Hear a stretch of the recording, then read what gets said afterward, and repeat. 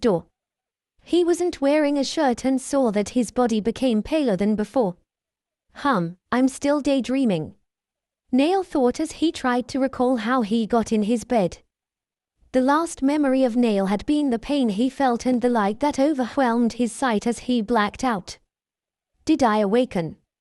Neil asked himself as he could not determine. His body seemed lighter and felt sensitive to his surroundings, yet his insides felt heavier though he knew he felt normal. Neil got up as he heard the voices clearer upon being awake. He felt light-headed but it was manageable as he walked. As he opened the door, he saw 3 people flinch with concerned faces that quickly changed into happy smiles. Good morning. Lily immediately ran towards Neil to hug him. She was already getting used to her brother's new appearance. Their mom, Lilia bawled it, and her sweet voice had a higher pitch than usual. Her hair was a little messy compared to her usual kempt hair. It is actually noon now, Neil.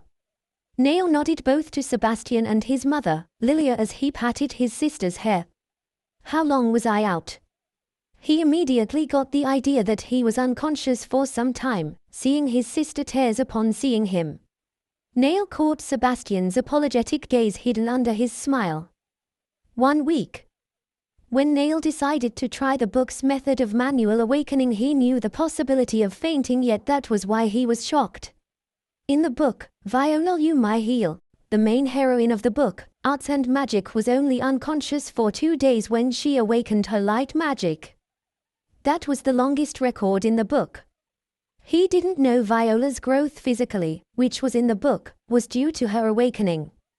On a rare occasion, newly awakened mags have some sort of alteration through their body because of their spirit becoming one with their mana. Either change occurs in the color of their eyes, the build-up of one's muscle, or even the way they speak. This kind of awakening makes the mags who go through it lose his/her consciousness. But 1 week is just too long. Is it because I made sensei extract and used the remaining mana of my mother? Sarah W. Star and Viola Heal inserted their light mana to force the mana core of Andrew to work since he had the element of light.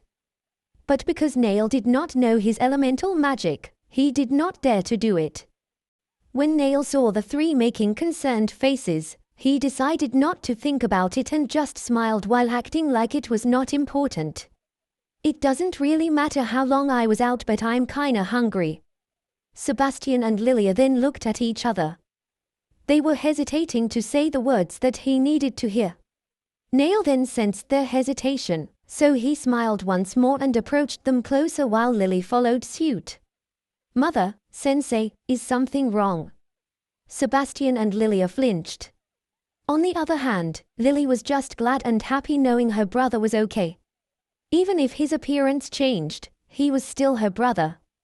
So she tucked her brother's hand, brightly smiled and said, Brother, your hair is white. Neil, upon regaining consciousness, went through multiple shocks, and was even more so with what his sister told him. He saw his mother and Sebastian smiling awkwardly while looking at him. When Sebastian felt Neil's gaze, he let out a dry cough while patting his shoulder. Your eyes. Never mind that, this change suits you better. Lilia, with a warm gaze and tender voice as to console his son's confusion, patted his hair. "Why don't you prepare first and join us for dinner?" After excusing himself, Nail went back to his room to prepare. After taking a bath, he wore a white polo shirt and black pants. After many glances in the mirror, he still couldn't believe what he was seeing. 68747407332E6177332E617777332E6377747406746D6174670616442D6D65. What should have been his deep black hair turned into a white silver-like color. The almond-like eyes turned into brightly shining rubies. Nail's appearance by then could easily be mistaken as a vampire, a rare demi-human race that resided in the northern continent. They were well known for their special gift, either their aura or the magical control of blood. This appearance will surely attract trouble. Maybe that's why Alec Mother was always in the center of battle. Recalling the book in the library that listed Alicia's notable battles, Nail could only furrow his eyebrows as he sighed, thinking troubles would surely come in his way. "I will surely live a peaceful life away from the main story." Nail repeated those words to strengthen his resolution as he made his way to the dining table. He was too distracted to see how the maids and employees were looking at him differently. It seems that the changes amplified his already good-looking appearances. The dinner consisted of sweet ripe fruits such as apples and peaches, sweet pure honey for freshly brewed coffee, hot baked potatoes, and roasted chicken. Other nobles might have thought their dinner was lacking, but for Nail, it was quite grand. On Earth, he had to work hard to provide for himself. As for his family, the noble Buildit, who were virtuous whilst instead of pursuing extravagant things, aimed to help their people. When Baron Faron heard that his son fainted, he was calmer than his wife and daughter since he knew that there were special cases like Nail. Nevertheless, he was worried, so seeing his son awake and happily eating made him truly relax. "Son, congratulations on your awakening. My only wish is for you to inherit Alicia's legacy and be worthy as her son." Nail caught his father's cloudy eyes. The sharp voice of a noble baron had turned into an emotional man symbolizing a father. To respond, he stood up as he placed his right hand on his chest, responding to his father's warm gaze. "I will no longer bring shame to my family. I promise from the bottom of my heart." Seeing his father's approving nod and smiling face, he sat again and enjoyed the food. The company of his family and the peaceful afternoon truly was a peaceful way to live his life. After lunch, Sebastian and Nail stood up to excuse themselves, so they could start his training. "Son, you have 4 months to train your mana. Be diligent and patient." Baron Faron cautiously reminded his son, both of the date of the examination and that the virtue of hard work would surely pay off. Nail nodded and agreed while he smiled and bowed down to his father. He then proceeded to pat his sister's hair that rewarded him with her cute giggle. Nail also went and bowed down to his mother, Lilia. As to respond, she then put her right hand to his cheek as she smiled warmly while she clenched her other hand, saying, "Fighting." Nail could only think of how similarly cute his mother and sister were as he and Sebastian walked towards their destination. "That lightness that you are feeling in your body is actually mana. No wonder I feel so light, sensei." Sebastian was training Nail. They were both standing meters away from each other in the middle of the grassy plains.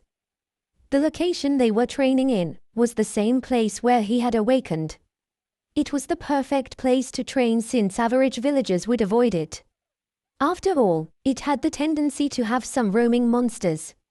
Of course, it was heavily guarded by Baron Faron's guards, but still, for a normal person, it was a scary place to be in. Nail was still a tad anxious as he thought, "I wonder what is this heavy feeling." It only lasted for a couple of seconds as Nail was too fond of his training. He was actually releasing and inserting mana from his body. He was trying to do a mana shield that all mags usually learn first as mentioned in the novel. To form a mana shield, a mage needs to release his /her mana while coating their body and surroundings with it. Sebastian, while continuing his lecture about the fundamentals of magic and mana, placed his right palm to his chest while his left index pointed to his temple. A martial artist's aura strength not only comes from the amount they have but also from their will, which is directly from their heart, while us mags will come from our mastery in controlling and forming mana, but above all, from our imagination. He then added on while observing Nail's white mana. Although the color of one's mana truly describes the strength of a mage, without mastery and imagination, it amounts to nothing. Nail of course was startled at first when Sebastian told him that his mana was white like his mother's, though he quickly forgot about it due to his excitement in learning magic. Nail was nodding and in the process was actually able to succeed on his first try. A clear circular barrier had formed around him. Sebastian was then looking towards him with a complicated look. This you are able to form a perfect mana shield on your first try. Sebastian, with a flick of his hand, immediately sent multiple offensive magic towards Nail. He was surprised at how sturdy the young mage's shield was. Nail tilted his head with a questioning gaze of what, directed to his sensei. He was having too much fun to even use common sense at that moment. Ho, Sebastian could only laugh dryly at Nail's response. Ahem. For this month, you will practice your mana shield until you can maintain its form even whilst you are doing other things. Sebastian knew that releasing and inserting mana required an amount of time to master, so he thought 1 week would do. Yet when Nail immediately formed a barrier with mana, he could only advance the lesson. 4 months. It really is possible, nay 4 months is too long. Sebastian was thinking of the entrance exam at the capital. The mage applicant would be required to undergo a series of examinations to assess their capability to uphold the school's standards. Nail nodded to respond while pondering if he could fly. Understood, sensei. I was hoping I could learn elemental magic today. Nail then focused his mana to his feet, but was quite disappointed when he could only levitate. In the novel, flight magic was possible but only to a certain degree. They could only levitate or fly a few meters above the ground. Of course, there were exceptions such as the direct descendants of the legendary animal, Pegasus, the winged beast tribe, the mighty dragon race, and several other races. Sebastian's jaw dropped when he saw Nail levitating. Regardless, he managed to speak calmly despite being astonished from the start. Give yourself 1 week, then only then will I test your elemental magic. Nail nodded to respond. He levitated while sitting cross-legged in the air as he rotated 360 degrees vertically. Sebastian could only sigh while looking at the levitating young mage, whose appearance and attitude reminded him of his late cheeky student. Just maintain your levitation and mana shield for as long as you can, Nail. Even in the capital, that is how they train mags. Hours went by as their training consisted of mana control. Sebastian tested the sturdiness of Nail's shield by attacking it every so often. All of a sudden, Sebastian clapped both of his hands once as he remembered something important. Remember, Nail, mags can only replenish their mana from the spirit of the world, so if we lose control of our mana then we are as good as dead. Nail, after some pondering, decided to ask while maintaining his mana shield and levitation still in a cross-legged sitting position. He could now feel the stress that was toiling in his body. By the way, sensei. As to reply, Sebastian smiled and approached him. I saw some books regarding you and my parents. Why are you called Fortress anyway? Nail obviously knew nothing about things that were not in the storyline. However, because of the books that he read in the library, he learned a couple of interesting things. Ho, Sebastian could only laugh as he remembered the past. It was a painful memory full of hardship. The War of the Continent started when the Southern Kingdom fell into the hands of a terrorist group called the Illuminati. That group was headed by Duke Leonard Cross, a northern noble who wanted to rule the whole continent. That person was also known as the Jack of all blades, an honorary SS rank adventurer that could wield multiple blades at his bidding. Leonard Cross murdered the king of the Southern Kingdom who at that time visited the Northern Continent. He failed to assassinate the Northern King who fled to the Western Kingdom and asked for aid. Leonard Cross then manipulated what had happened and accused the Northern King of killing the Southern King. The Eastern Kingdom, who had deep blood ties with the deceased king, attacked the western border demanding the head of the accused. Other kingdoms of different races got involved in the conflict, hence started the War of the Continent. The war lasted for 5 years until the whole continent united to defeat the Illuminati, whose schemes had been exposed by the Southern Kingdom's surviving prince, now the King of the South. Sebastian continued talking. He was smiling with a hint of sadness in his face. I was stationed in the Western Kingdom's northern border where I used my elemental magic for defense rather than offense, hence the nickname, Fortress. Sebastian then saw the fatigued look of his student, who was by then breathing heavier than usual. Nail, it's better to rest and not overexert yourself. Nail then, after deactivating his magic, plopped down while looking paler from the exhaustion of using mana for hours. So, why Fortress? Ho ho ho, I'll tell you after we test your elemental magic. Sebastian actually had a vague idea of Nail's elemental magic, but it was better to wait for a week to test it. Nail needs to get used to mana control and magic form even if his progress is fast. Besides, I need to wait for the device to test his elemental magic. Nail could only smile and nod as he was too exhausted to exert any more effort. They decided to rest for a while before heading back to the mansion.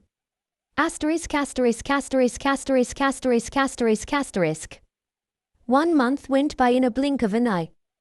The training smoothly progressed as Nail could even use mana detection magic, a spell that uses mana to detect life forms, aura, and the surrounding mana. Mana detection can vary depending on a mage's capabilities in magic. A person with either stronger mana or aura can prevent themselves from being sensed through this magic. Of course, high-ranking mags like Sebastian Claus, the former captain of the WCF possessing yellow mana, can detect better and far wider than new mags.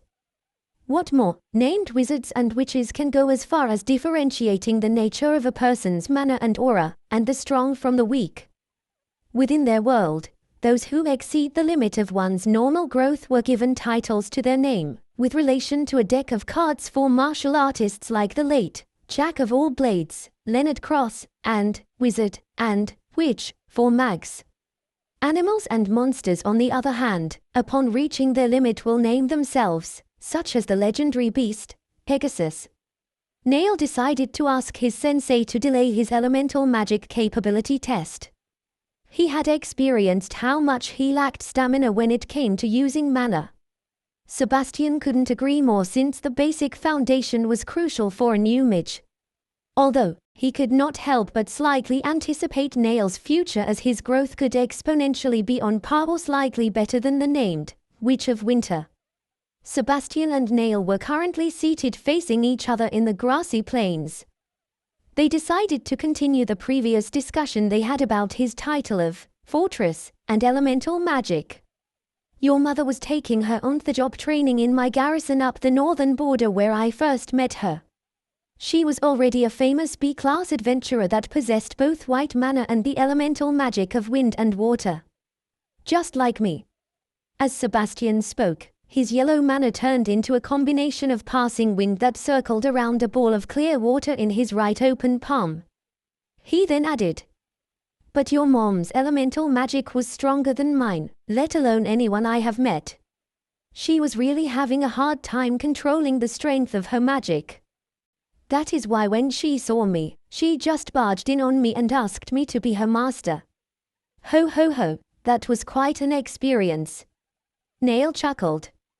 He could imagine Alicia being a cheeky kid. Looks like my mom was quite the hassle. Ho ho ho, she sure was. With a snap of his fingers, Sebastian then poofed a ball that landed on the grassy ground.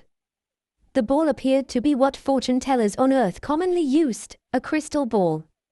Seeing that, Nail tilted his head in confusion. Sebastian chuckled. Ho ho ho, this will be the instrument that will determine your elemental magic. Although I have an idea since I somewhat sense it within you, but it is still better to use this. So listen, and watch carefully. Sebastian then placed his right palm on the ball while emitting his yellow mana. After seconds, a blue deep sea-like orb was covering almost the entirety of the ball, while a hue of greyish transparent like air occupied a small amount in the ball. As you see here, I have an affinity for water and wind.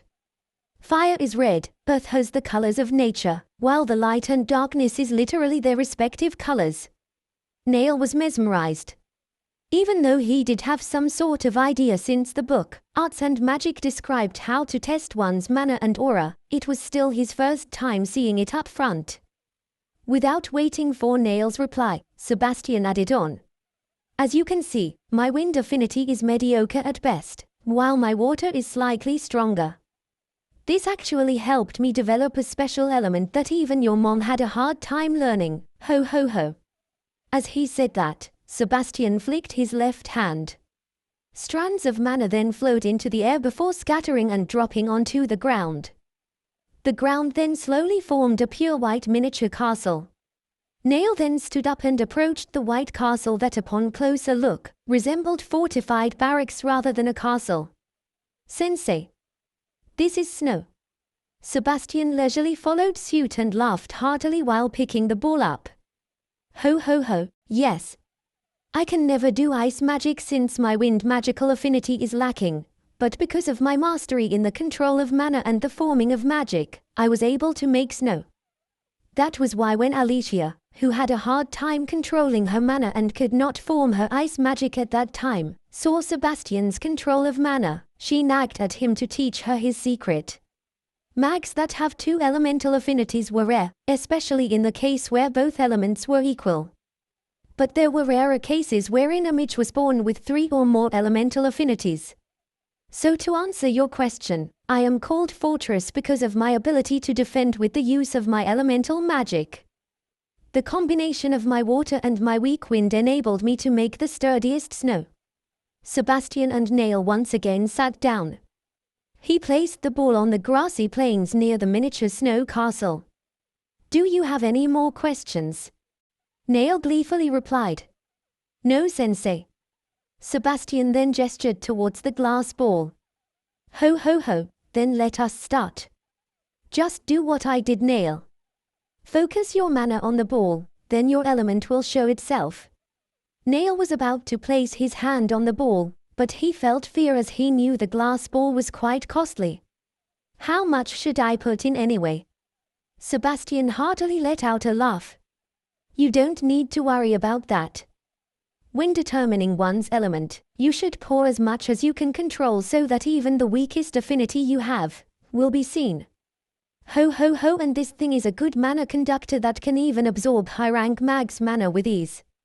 Nail, with a sigh of relief, placed both of his palms on the crystallized ball. As he exerted a lot of mana, the clear ball was then filled with 2 bright distinct colors.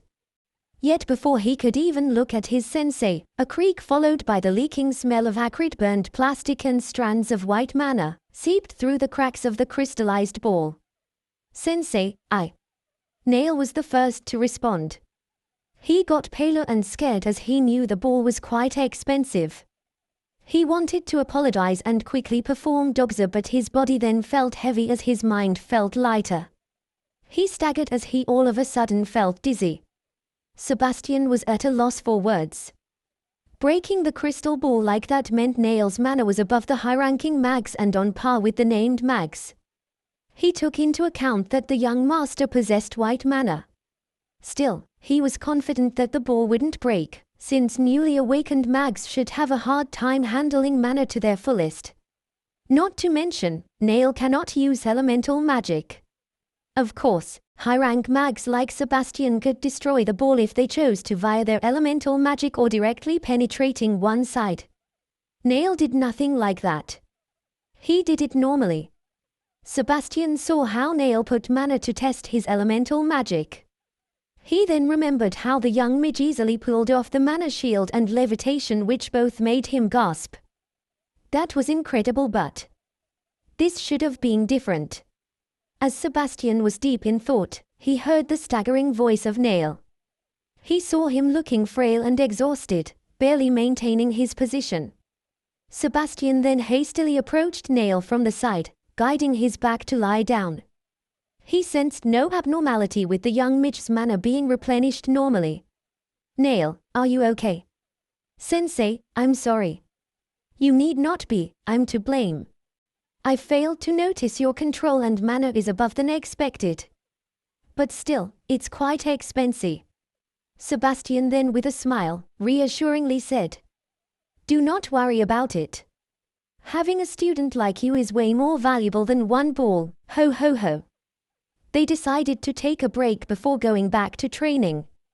After some time, Nail recovered and seated facing his sensei. The damaged ball was already poofed out by Sebastian.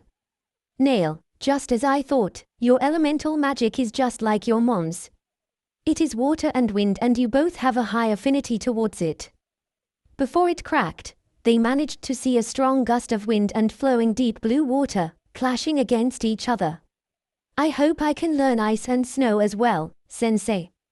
Elemental magic can further be improved by a midge as they study or gain an understanding of their element. For example, a standard fire and wind elemental midge can produce a blue flame. Fire and water can produce steam. Some could even develop a unique elemental magic, like Sebastian's snow that even Alicia could barely do. Ho ho ho, your mom at first was really terrible with mana control. She just blasted everything since she couldn't lower her output. She had a hard time producing ice since she lacked control, causing both of her affinities to then clash with each other.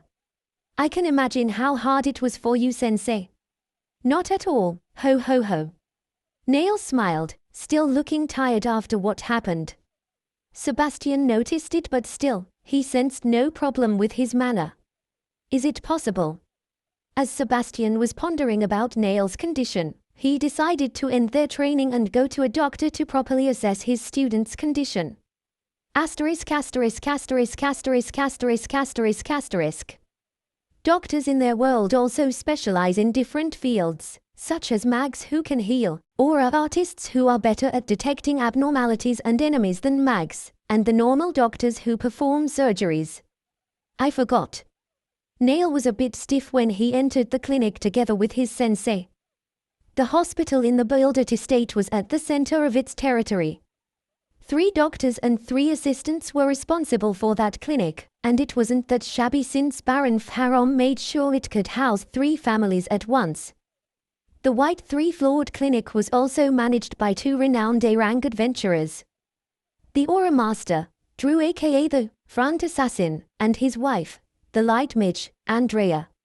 Sebastian was quite annoyed at how the couple was still affectionately holding hands while examining Nail. He could not help but agree with the rumors. It was said that often, cured patients of the 2 would contract a new disease, called bitterness. 68747407332E6177332E637777332E636F6C2F7764646474740674642D6D65. The protagonist's parents. Sebastian saw a stiff and fidgeting Nail as they were greeted by the tall and scruffy Drew, while it was Andrea who asked the troubled young midge. Young master, are you okay? Nail flinched as he knew the lovey-dovey couple that was described in the book were past veterans of war. A small pat on the back meant spiral paralysis. A thorough examination could certainly mean a hard execution. The Sunheart lovey-dovey couple were both odd monsters in their own way. Andrea Sunheart was known for her capabilities as a light midge. She was also an orange-yellow midge that was rumored to become the Sun Witch, just like her good friend, Alicia. But because of her no-death policy, she became a healer. Even so, there was once a time, Andrea used her power of sun rays to obliterate a fortress of the undead upon learning her friends were harmed by them. Drew Sunheart was famous for his mastery over aura detection. But he didn't like it one bit because usually, an expert in the aura of intent specialized in assassination, detection, or stealth. That was why with his great sword that complemented his lack of aura in strength, Drew became known as someone who searches for the strong and battles in front as a barbarian. Martial artists could have the mastery of two specializations, the aura of strength, for coating one's body or weapon with aura, and the aura of intent, for detection, stealth, and assassination. Sire, I'm sorry for bullying your son and future dwarf friends. Ho ho ho. Drew and Andrea calmly patted Nail's hair as they laughed warmly. Drew loudly declared as he grinned childishly. Nail, that was a long time ago. And a kid's feud at that. I remember always fighting you're the baron with silly things. Ha ha ha. Asterisk cough asterisk. Sebastian could only cough at Drew's response. The lovey-dovey couple saw the still worried Nail, so Drew added on. But if it still worries you, we forgive you. Drew was a tall-looking guy who had black spiky crew-cut hair matching his neatly trimmed beard. His bright brown eyes and wide large smile was either good for kids or terrifying for enemies. On the other hand, Andrea had wavy melon-colored hair. She had warm orange eyes that fit her innocent smile, which either looked warm to kids, but like hell to her enemies. Andrea added as she proudly puffed her chest with reddened cheeks. We are sorry too. My son, Anru, actually was at fault too. That was why I gave him a good scolding after your duel. Both of them knew of their kids' feud last summer. They even went to apologize to their good friend, Baron Farom, which resulted in both of them being scolded since it was not Andrew's fault in the first place. They actually blamed themselves with that feud since they thought Nail bullied Andrew and his friends because of them that should have protected his mom. They could still clearly remember the last time they saw the cheeky cheerful Alicia. I should probably go with you, Ashia. Ryu can take care of Anru. No. Both of you take care of my nephew. Besides, I'll be back before you know it. And stop shortcutting names already, you blindingly sunny crybaby. He Tilda. The two of them should have gone as Baroness Alicia's personal guard. Alicia actually kept nagging them to go, so she wouldn't be bored with Sebastian, who seemed so excited to sightsee historical places. But in the end, they could not go because Andrew at that time was sick. They then heard the news of how their good friend depleted all her mana to freeze an entire explosion. They could still remember the innocent young Nail, who in the blink of an eye, turned into a vicious kid who hated the nobles for being so powerless, and blamed all the commoners for the terrorists' act. Besides, we are just happy to know you are okay. Andrea couldn't finish her sentence without tears clouding her vision. She mostly blamed herself for her best friend's death. If only I was there. She constantly heard those phrases in her thoughts even until then. She could have prevented her death. Even Farom didn't blame them, yet she could never move on from that guilt. That was why when they heard the rumor that after Nail's beating, he was changing back into a good kid, she could only cry even if she wanted to see Nail and ask for his forgiveness. Thank you, sire, Maram, and you don't really need to apologize. You have done nothing wrong. Andrea immediately hugged Nail while wailing and saying, Why can't Ashia be as good as you, young Master Nell? She was a bully who kept calling me a crybaby. Honey, stop that, you're choking Nail. Sebastian could only sigh at the scene of a teary-eyed Drew removing Andrea's bear hug from the out-of-breath Nail. After some time, they finally managed to calm the wailing Andrea. Drew and Andrea sat together facing Nail, who was seated on the patient's bed, whereas Sebastian chose to remain standing. Drew then got to the point of Nail's condition. Nay, young master, there are 3 possibilities as to why you are feeling tired after using too much mana. You can just call me Nail, uncle. Ahem. Okay. Ha ha ha. After clearing his throat with a fake cough, Drew continued speaking with frequent hand gestures. First, your mana control is terrible that you exceed your limit without the ability to replenish your mana normally. But that case is impossible since Sensei told me your mana control is way better than his. Nay, all high-rank mags. Pointing to Sebastian, who gave out a hearty ho ho ho. Second, it can be because your mana is lacking. But alas, that too is impossible as you are a white mage, the purest one. Then it was Andrea who finally said what they thought was wrong with the young mage. We think it is because your body could not handle your mana. Sigh asterisk. Sebastian could not help but speak since he was pondering about it for a while. I suspected that was the case, but to think Nail and Alicia could be so different. What do you mean, Sensei? Andrea decided to ask while both Drew and Nail's curious gazes were both with Sebastian. Well, Alicia's body was so strong she could summon a tsunami and a hurricane to different battlefields while laughing, yet she would have had a hard time maintaining small magic like water droplets because her mana output control was just bad. Ha ha ha. I can imagine her haggard look with those water droplets when you were training her. She often plotted revenge against you, Sensei. Ho ho ho. Sebastian, after laughing, got serious as he said these words. Nail's mana is, I think, on par with the dragon's. Drew, Andrea, and Nail were shocked at the revelation. Dragons were the races that upon birth were already immensely powerful. Nail was shocked as he thought. Dragon-like control means dragon-like trouble. Andrea was the first to respond, still shocked by the revelation. Sensei, why do you think so? At first, I had my doubts, but Nail's control is incredible. Sebastian then started discussing how Nail learned most things on the first try and how he had broken the crystallized ball before realizing something was wrong. Drew's jaw dropped starting from the first explanation while Andrea got paler. Nail then got chills upon seeing the three of them looking at him. What should I do? Drew could only stare while Andrea with a smile patted Nail's hair. Sorry Nail, even we have no idea how powerful dragon mana is. Remember, white mana is the purest mana, so if your control is like a dragon's, it means you need the body of a dragon. Drew nodded in agreement while Nail got paler and fearful.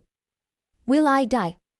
Before they could even say anything else, Sebastian hit Drew and Andrea's head with a chop and scolded them before turning his gaze to Nail. Nail, you should just control your mana and use less than 100%. I'm sure in time, your body will be able to cope up with your mana.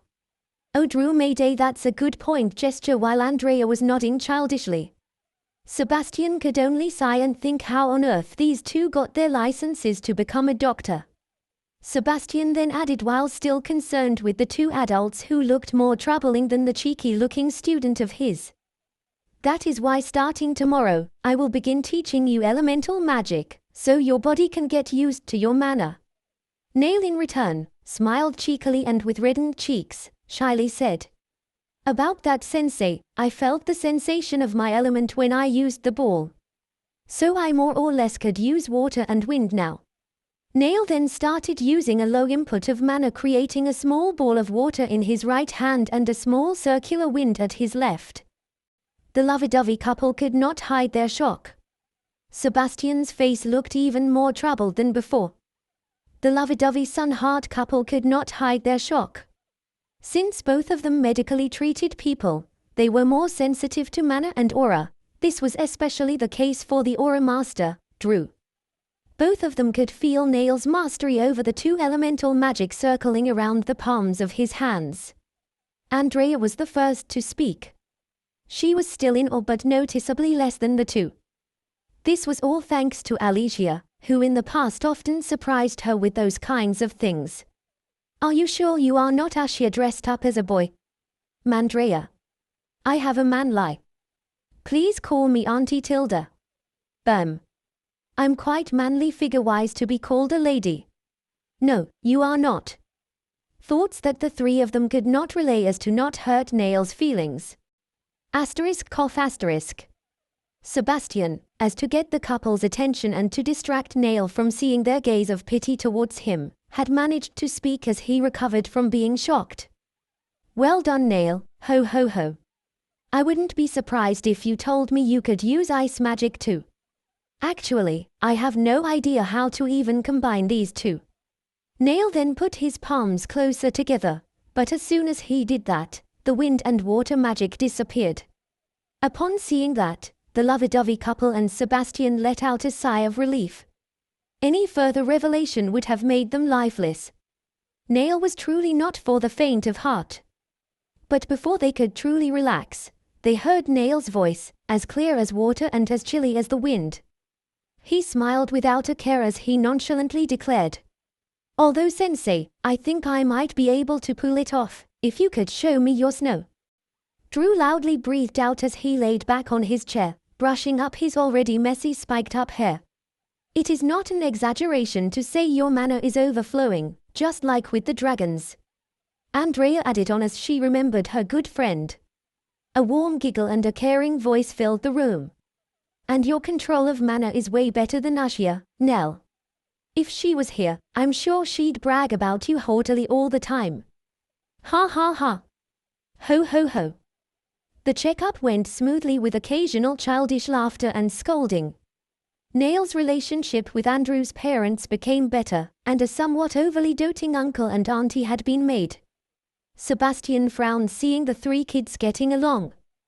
The idea of having a cheeky student and at the same time an irresponsible young master in the future bothered him.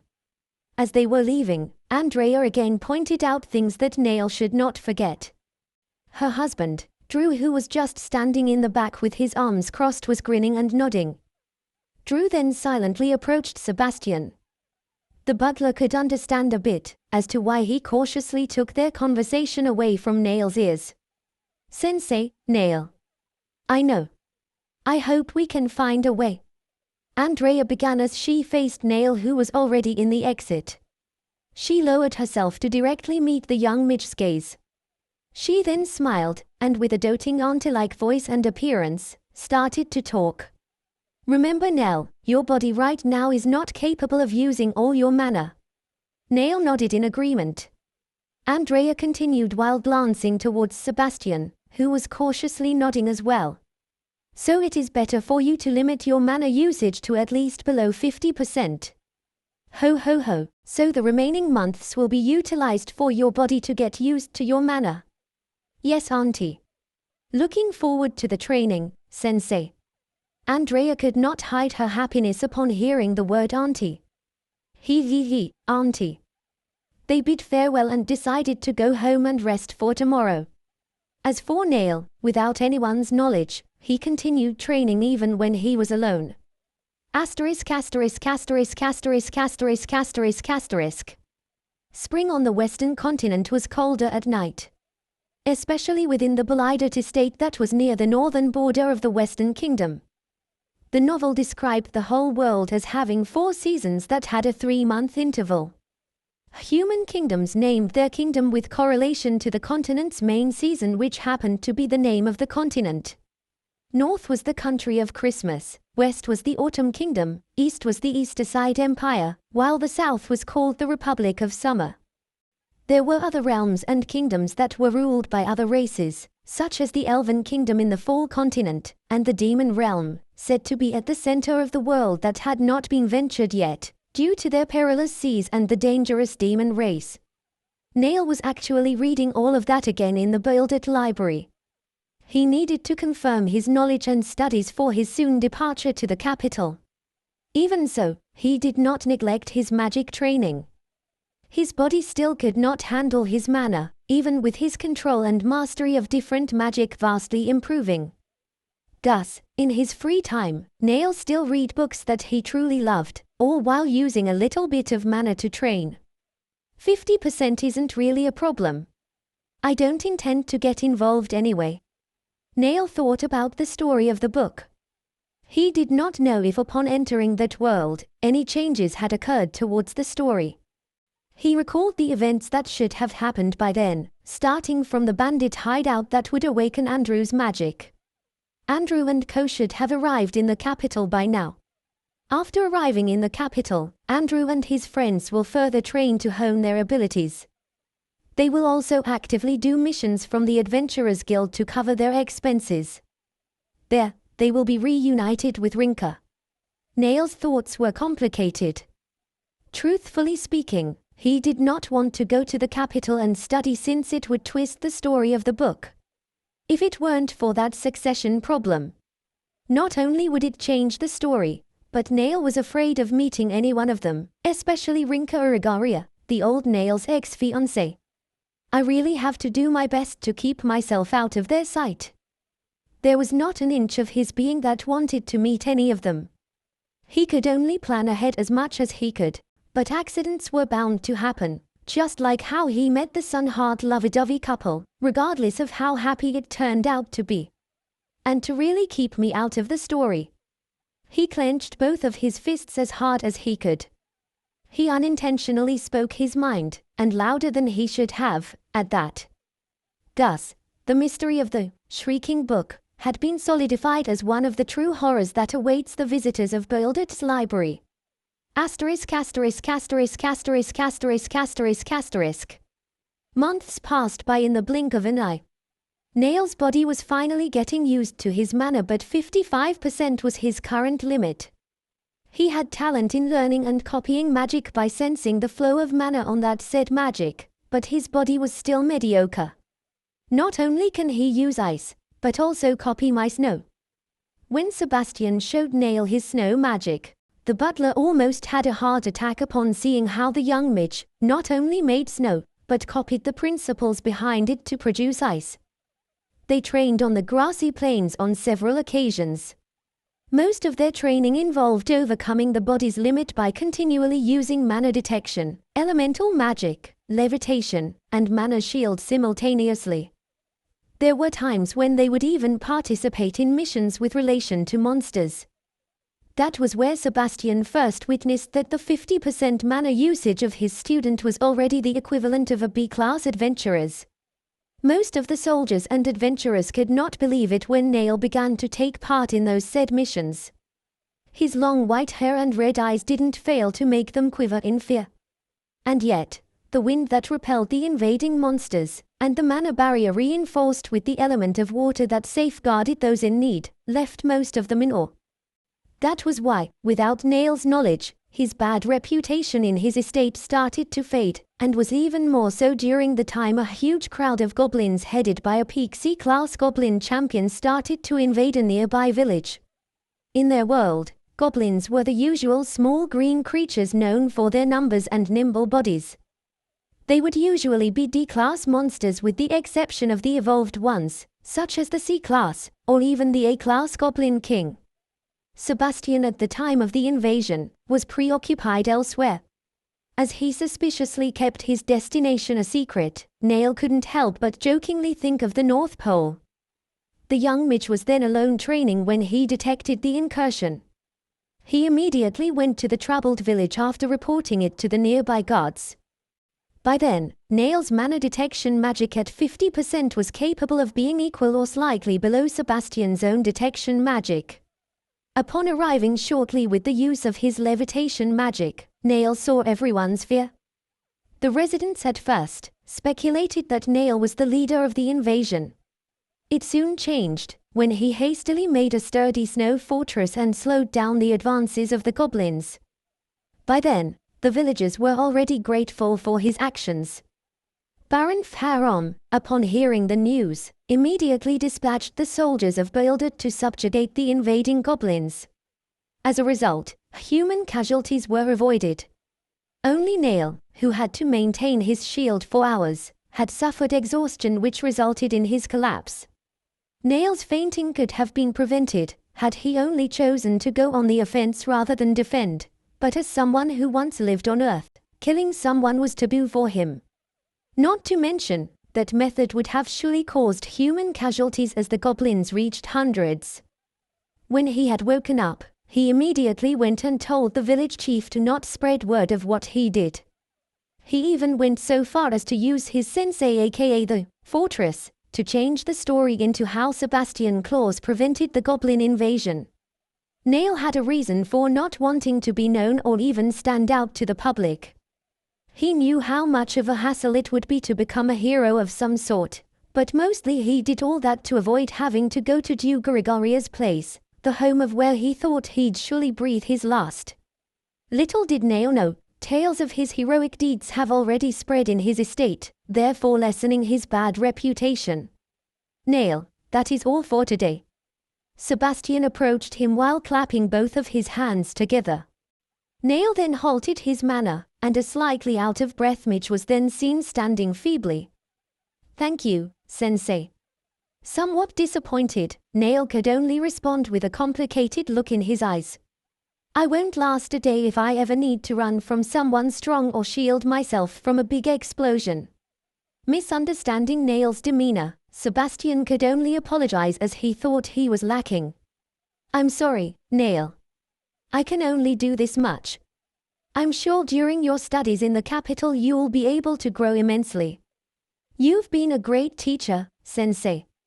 My body is to blame." Nail was of course just scared of going to the capital. Sebastian then patted his shoulder before speaking. "Ho ho ho, we still have weeks before you go to the capital, Nail. For now, let us go back and rest. We will have to be early tomorrow. Nobles have the responsibility to maintain peace within their respective territories. Occasionally, invading monsters would bring chaos and instill fear into the hearts of their people. In these situations, nobles would dispatch soldiers and commission quests in the Adventurers Guild to stop the invading monsters. Nevertheless, they would never clash against monsters living a secluded life, not to mention, that is rarely the case. Most monsters are hostile creatures. It was told in an ancient lore that the first demon king was the one who created the first monster. Monsters then aided the demons in the war of the world that lasted for 100 years. Going back, nobles had responsibilities to their fief, thus they often requested for the adventurers' manpower. At the same time, they would deploy soldiers of their own for missions, such as what they would be doing that day. Nail would sometimes join those kinds of quests to gain first-hand experience and to further adapt to his manner. It was made possible as he was the son of a baron and the student of an honorary B-rank adventurer. The butler has always been welcome to participate, since they knew of his capabilities. That day, the soldiers and adventurers alike were tasked with a B-rank quest. They were currently on their way towards their destination where there were reports of monster sightings near the western border of the Buildet estate. They did not bring horses nor big carriages, as their destination wasn't suited for it. Missions have different ranks, and SSS would be a calamity-like situation. The forestlands in the western border of the Buildet estate was a dangerous place. The subjugation was tasked to enter the inner depths of the forestland, that even experienced adventurers would try to avoid. B-class monsters often populated that place, which resulted in frequent clashes to exert dominance against one another. Consequently, awakened monsters sometimes evolved from these conflicts. Awakened monsters are considered A-class and above. Their power to rule over lower-class monsters is dangerous, considering they might cross the human territory. The awakened monster will also gain conscience, making them civilized or intelligently brutal. Awakened monsters or animals that reach enlightenment will name themselves. Either the monster or animal will get another elemental magic or their aura will reach its peak. Unlike the animal race that is neutral even upon awakening, the monster race was often chaotic. Nail and Sebastian were approached by a bulky man whose voice was too soft for his body. "We are always honored to have you here, Captain." Sebastian replied warmly, as he seemingly knew the person very well. "Ho ho ho, no need for formalities, Lieutenant." Lieutenant Istra was a C-rank soldier. He was formerly under Sebastian's command during the Continental War. He, later on, decided to work under Baron Farom, since the northern border of the Autumn Kingdom has always been his home. The bulky lieutenant smiled as he said, "You will always be a captain for me." The lieutenant's bulky body was being amplified by the plate armor he often wore. He had the face of a happy-go-lucky uncle that suited his grayish hair. One would often think he was the type who would spoil their siblings' children. and we always welcome your support, young master. Lieutenant Istra flinched seeing a cold nail nodding formally towards him. He was always scared of seeing the young master, as he was often described as the bad seed of Boldit. Even so, he knew that the cold young master had a warm heart that protected not just the adventurers and soldiers, but a whole village. Still, his young master always had this demeanor which would often scare people. Nail's cold look was actually him being nervous, as he was able to detect the surrounding monsters. I can sense a couple of B-class monsters. Even traces of stronger mana. I'll do my best to support you, Lieutenant. Thank you, young master. Unlike the grassy plains at the northern Boldit, forestlands have more complex landscapes as they are an ecosystem that is inhabited by plants, trees, and monsters.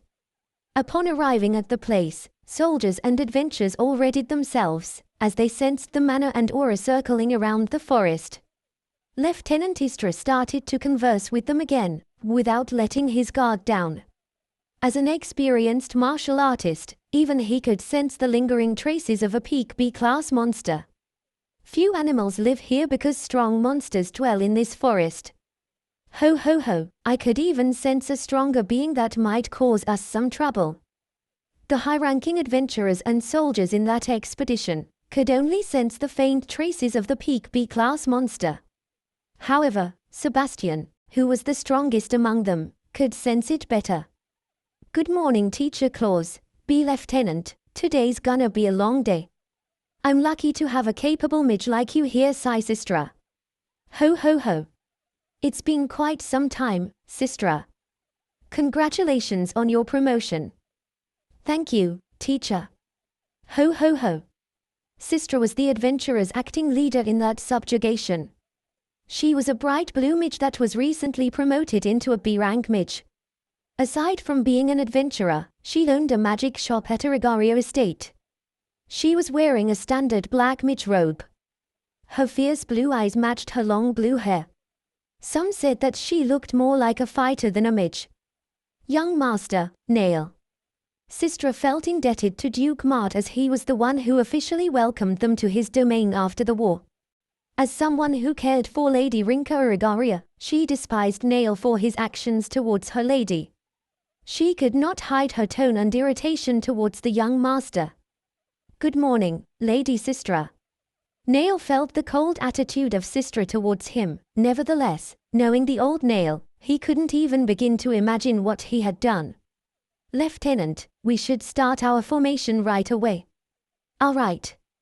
Captain, young master, please excuse us. Lieutenant Istra and Sistra nodded, as they hurriedly went ahead of them. Sebastian then spoke as to comfort Nail, who looked dejected by Sistra's display of attitude. Do not worry about it. She's actually a nice lady. Oh. I do not mind that, sensei. Nail was actually pondering about the traces of mana that he could not pinpoint, when a group of green agile creatures came running towards them. Trolls. Forest trolls are stronger than goblins and are even more agile. They are often classified as peak C to low B class monsters. The soldiers and adventurers went on their formation. Melee fighters went and met the trolls, while long-range artists and mags provided long-range artillery. As to not damage the forest, a subjugation like that called for its participants to try their best to fight precisely and clean, as the forest was also a good cover to protect the nearby villages. Trolls would use their agile movement to skillfully throw their weapons or cut down their unlucky opponents. Luckily, most of the participants were experienced enough to predict the trajectory of the trolls' weapons. On the other hand, support mags would use their mana shield for protection, and hinder the trolls' agility, by slowing or blocking their path. A martial artist with their aura of strength would then finish them off. Spearth. Sistra, with her experience, precisely shot earth javelins towards the approaching trolls, impaling them swiftly in the chest. Nail could always appreciate seeing the movement of experienced and smarter beings. He thought he could get used to seeing dead bodies, but he always reminds himself that killing was not an option. making them unable to move, or cutting some parts of their body would suffice. Some were in awe seeing how innovatively Nail was using his magic. Since he didn't have an affinity to earth magic, what he did was mix his magic water from the soil that was already present in the forest, making a slippery surface for the trolls to walk into. That's quagmire. Some adventurers were shouting about the magic, quagmire. It is actually a combination of earth and water magic. With a stronger affinity for earth and another element, one could transcend into an alchemist. Those who knew Nail easily dismissed the idea, as they knew that his elements were water and wind.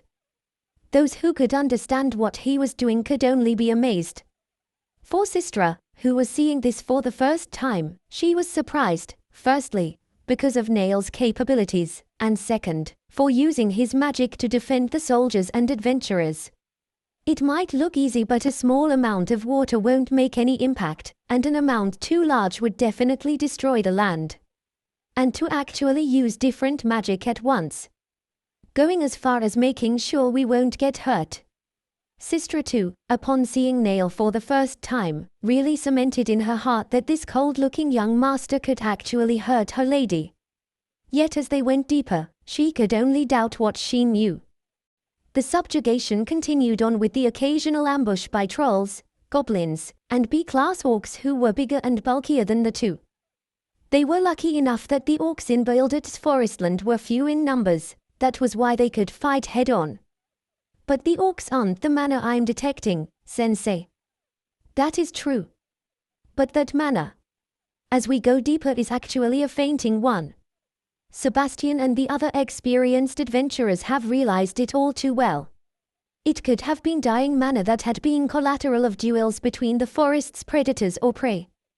What they did not know was that Nail could actually feel the intention of the creature's mana. It's different from the auras and mana that these monsters are emitting, Sensei. It was soothing. Even if you can't capitalize on your usage, there are things only higher-ranking mags like you can detect. Just by that conversation alone, Sebastian could guess that even if his student's mana detection was below his, Nail was better when it came to detecting the intentions of the user.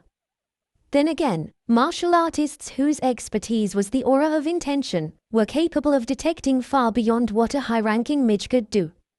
As they were nearing their destination, bodies of orcs and other weaker creatures could be seen.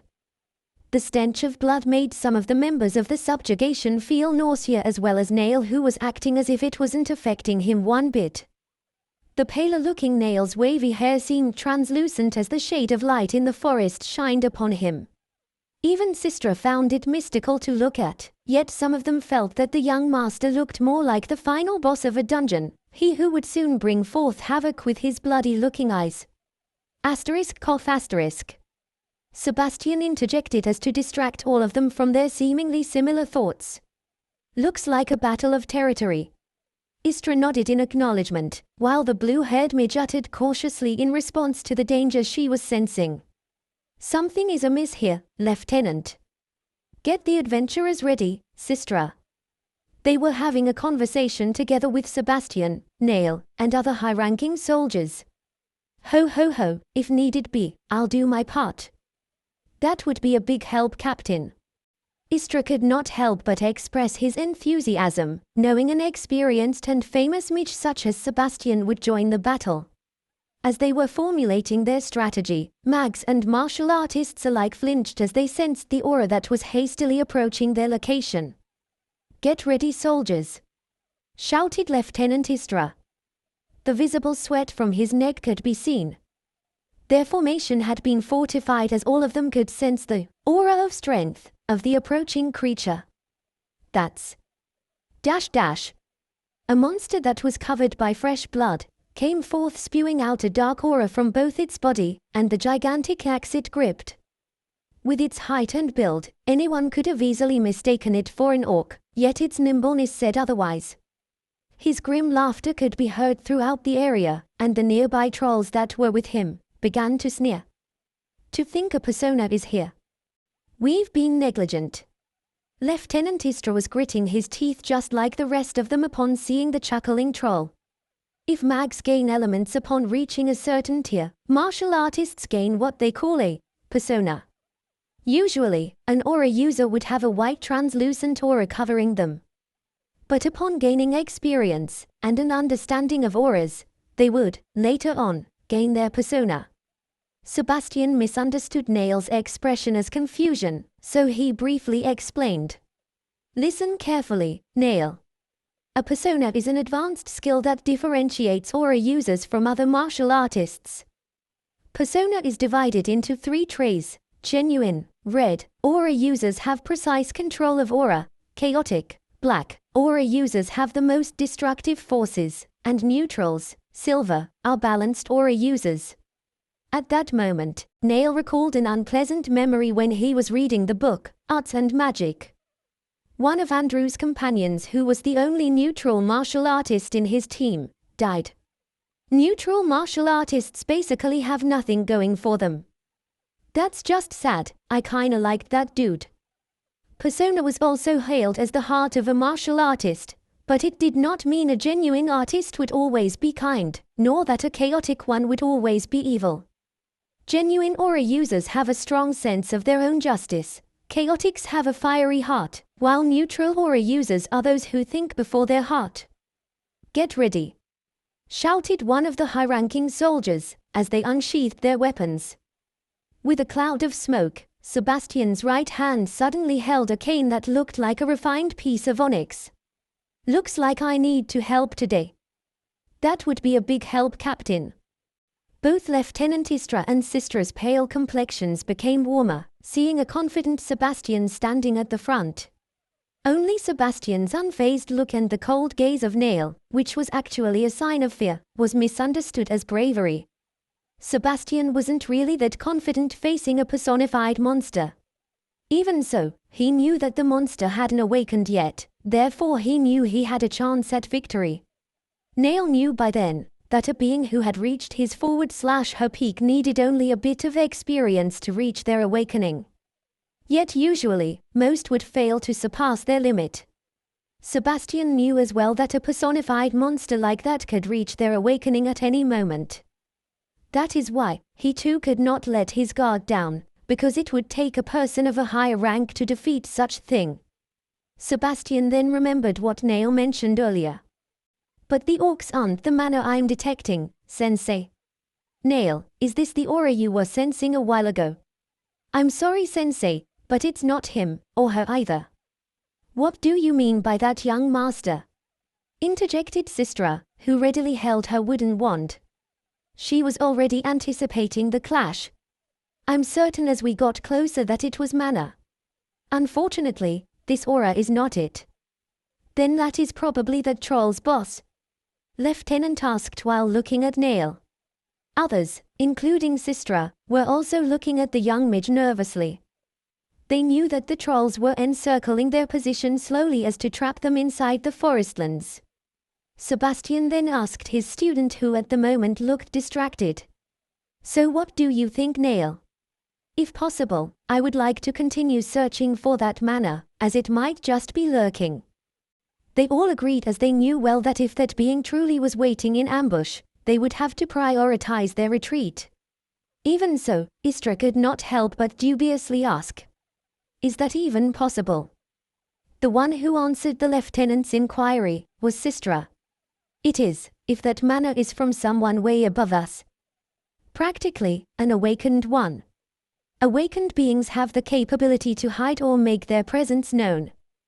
But I think that mana meant no harm. Still, it is better to take precautions.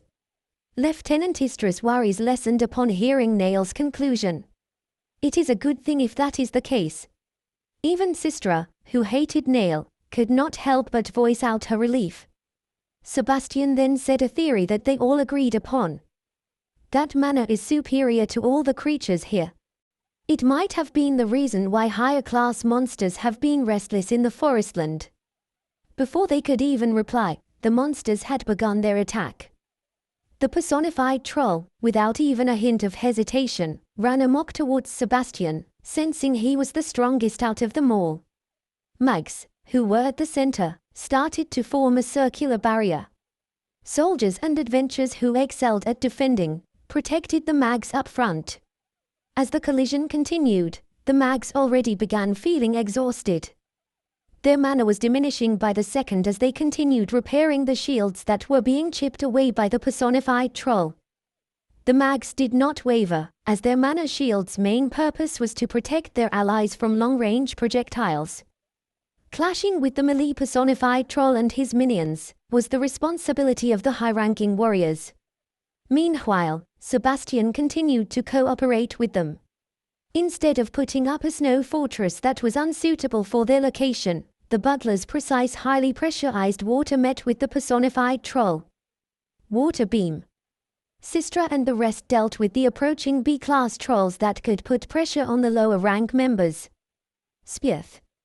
Her earth javelin could not pierce the monsters' bodies easily, as they were rigid and skillfully coated with aura. The battle was difficult, as trolls were nimble creatures regardless of their weapon of choice. To top it all off, the forestland was somewhat cramped to formulate a good strategy against its experienced inhabitants. The pressurized water disappeared every time it met the powerful blows of the personified troll. The troll was soaked with water, but his chaotic aura was still spewing from his gigantic axe. He was arrogantly taunting them with the gesture, as he was bold enough not to coat his body with aura. The continuous exchange made the members and even the monsters feel fearful of the power of these two individuals. The power to keep summoning high magic and the strength to obliterate it.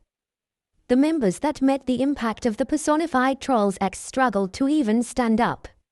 Only Lieutenant Istra, with his aura in his giant sword, could slightly match the personified troll's speed, but not its power. Blood could be seen dripping from his lips as he struggled to speak. "Captain, I do not think we can prolong this fight." Sebastian then smiled and nodded. As to respond, they saw his yellow mana, brightly shining around his cane, and with a thump in the ground, it scattered. At first, Sebastian was struggling with the attempt to pierce the personified troll. That was why he openly welcomed the troll's arrogance, as he planned to use his water to cover the troll's body and turn its surroundings into snow. Snowified. Snow quickly began to spread across the ground, before running up the body of the then enraged personified troll, who was now aware of the danger of his arrogance. Nail was amazed at how his sensei came up with the idea. Fearing the danger, the personified troll went ahead and leaped strongly, leaving a huge crack on the ground, yet the snow continued spreading into his body. The high-ranking warriors did not waste Sebastian's efforts as they took advantage of the troll's then slower pace. Other trolls began attacking more aggressively, sensing the danger befalling their leader.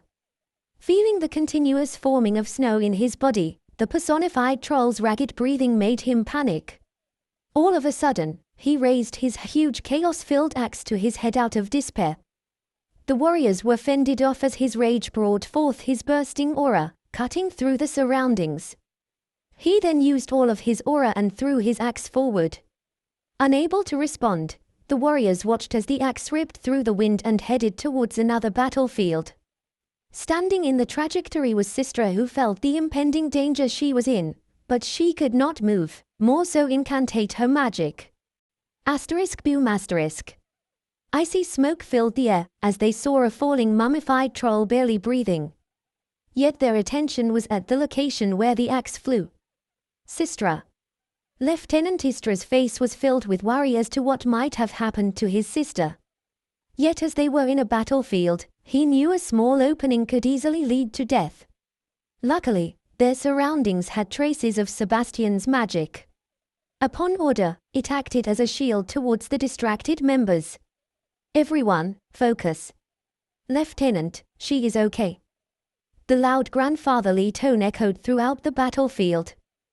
The soldiers and adventurers who got distracted passionately pressed on forward to end the fight.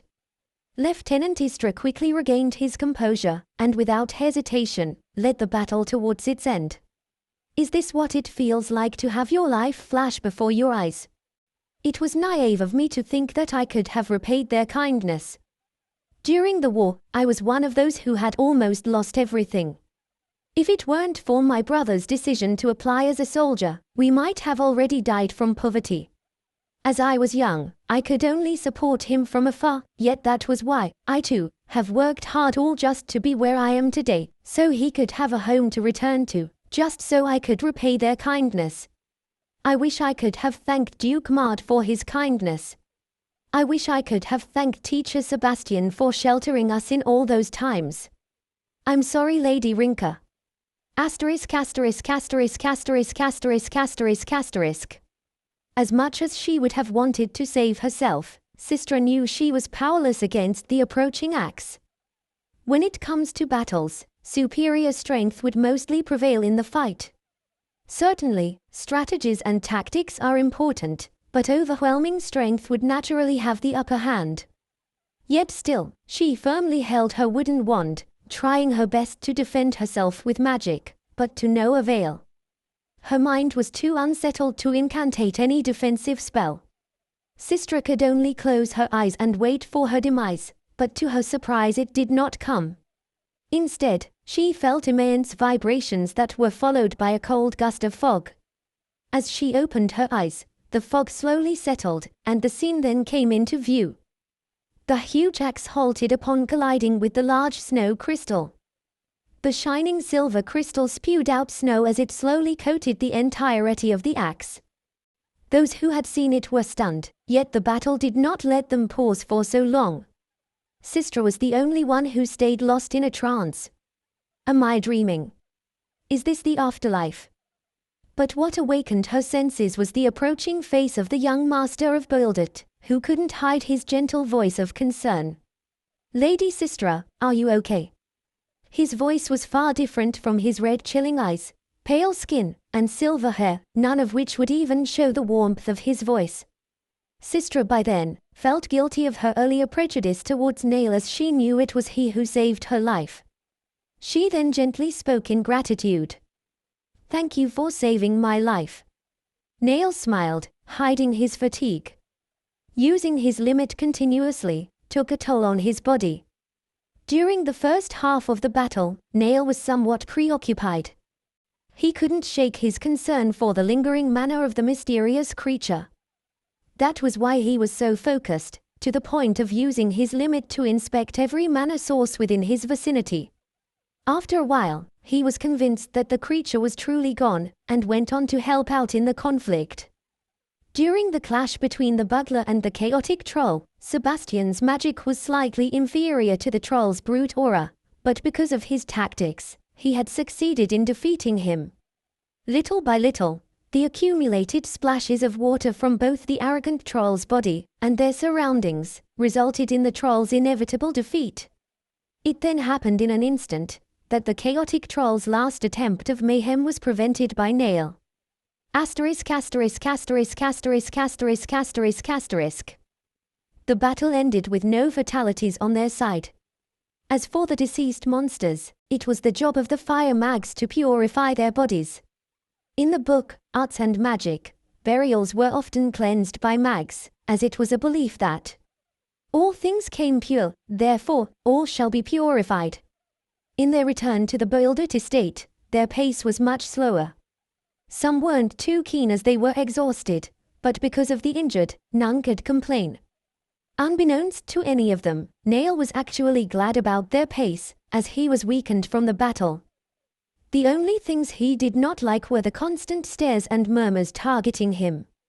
As bad luck would have it, Nail wasn't smart socially. That was why he thought that those stares and murmurs were hostility for his bad reputation. Little did he know, it was all admiration and respect. Admiration for his power, that even the lieutenant, who knew of Nail's late awakening, couldn't help but be left in awe. Respect for saving Sistra. She felt guiltier upon hearing the gossip of how the young master's power carried risks, as he was still incapable of handling his mana. The snow crystal that protected Sistra seemed like new magic to everyone. Yet they were familiar with its symbol, due to it being the emblem of Boildert. It was told that the family symbol was to honor Baron Farron's first wife, Alicia. The lieutenant and Sistra approached Nail and Sebastian. They could see based on his demeanor that their young master truly was exhausted. Sebastian was somewhat tired, but because of his accumulated experience, one could see that he could still fight. His butler attire was somewhat ragged, yet his warm voice accompanied by his smile had not disappeared. Ho ho ho, good job, both of you. No, it was because of your strength, Captain. Also, thank you, young master, for saving my sister's life. After the death of the chaotic troll, Istra led the members to fend off the remaining monsters. Sistra's black robe was somewhat dirtied with soil, but overall she still looked fine. Unlike her brother, whose newly dented plate armor matched with his ruffled grey hair. Sistra was hesitant to speak, but the determination in her blue eyes could be seen. All the while, Nail was smiling at them. Onlookers were dubious as to why he looked more tamed than before. Little did they know, Nail was a natural airhead whenever he'd get sleepy. Sistra nodded apologetically to Sebastian, who somewhat understood what she meant. She then bowed down to Nail and said, "Young master, thank you for saving me, and I truly apologize for my behavior back then." The blue midge's words startled Nail. He was somewhat confused, yet he decided to pat Sistra's shoulder anyway. "Lady Sistra, please don't bow down, and you have nothing to apologize for." The gazes that he got made him more panicky. He thought they were angry for making such a beautiful woman apologize, but they were actually gazes of comfort and respect as they murmured, "Yes, our young master really is kind. I'm just glad I could save you. I'm sure you would have done the same." Nail added on while continuously patting Sistra's shoulders with his now trembling hands. Sistra smiled as she straightened her posture. She then realized Nail was misunderstanding her apology. "No, I'm apologizing for a different matter, young master." Have we met before? I'm sorry if I do not remember you, but if I've done something wrong, I truly am sorry." Sistra then thought that maybe Nail was just a misunderstood kid, who often misunderstood things himself. So plainly she said, "Not really from that, but by how I acted in front of you. You see, I'm actually from Arigaria, and I knew the Duke family well, especially Lady Rinka." When Nail heard the name, he immediately froze a bit. He was certain that at that point, one move could get him killed. He bowed down facing Sistra as to not incite her wrath. "I have done things I'm not really proud of. But you see, I was a naive kid back then. I'm not saying it is reasonable to forgive me, but I can promise you I will not trouble the young mistress with my presence ever again." Sebastian, Lieutenant, and Sistra saw Nail with his quivering eyes. They could see the sincerity in his apology, but at the same time, they sensed he was isolated. They were quite curious on why a 15-year-old boy could unknowingly present himself as one shouldering a heavy burden. Sebastian could only pat Nail's back. He knew that his young master was a bad kid back then, but for a reason.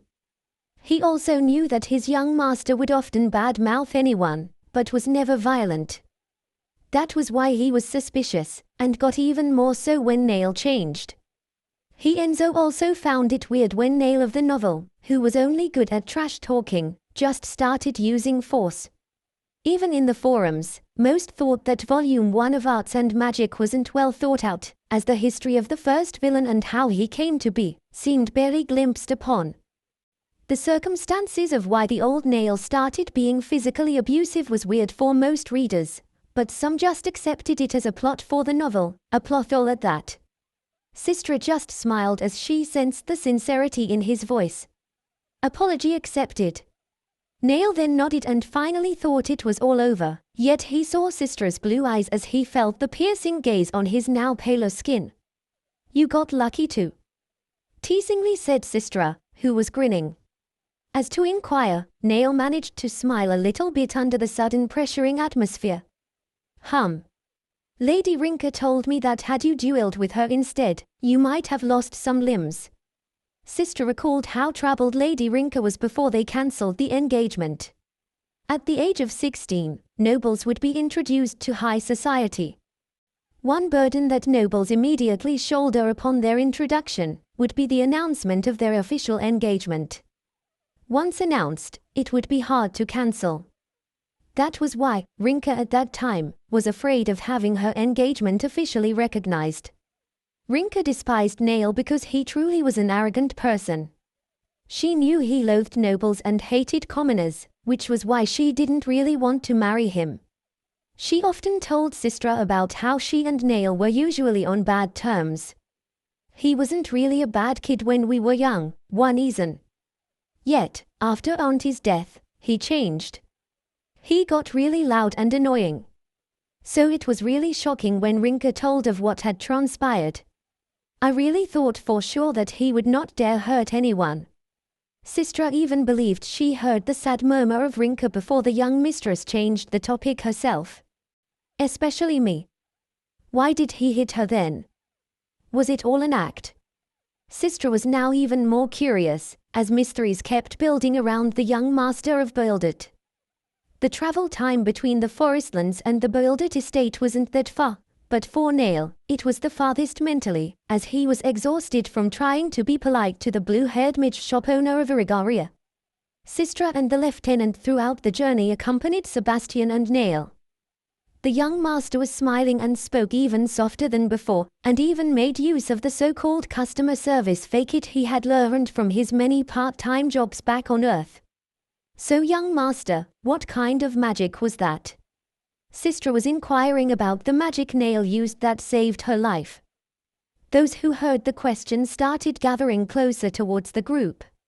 Even Sebastian's usually perfect smile, out of his curiosity, had cracks on it. Lady Sistra, do you mean this? As Nail said that, small shining bits of mana began gathering towards the young midge. Just like I thought, that is complex magic. But that looks kinda different from the one before. Sistra said as she closely observed the palm-sized snow crystal that appeared and hovered above the young master's left palm. Sebastian's gaze was full of interest while his face seemed to say again with the surprises. Lady Sist. Please just call me sister. Upon hearing that, it then seemed to Nail that after getting to know her, she'd seem to be the cheerful yet strict kind. Sister Sistra, I wouldn't say it is complex but. Lieutenant Istra was the one who asked. Even an aura user like him knew of such magic.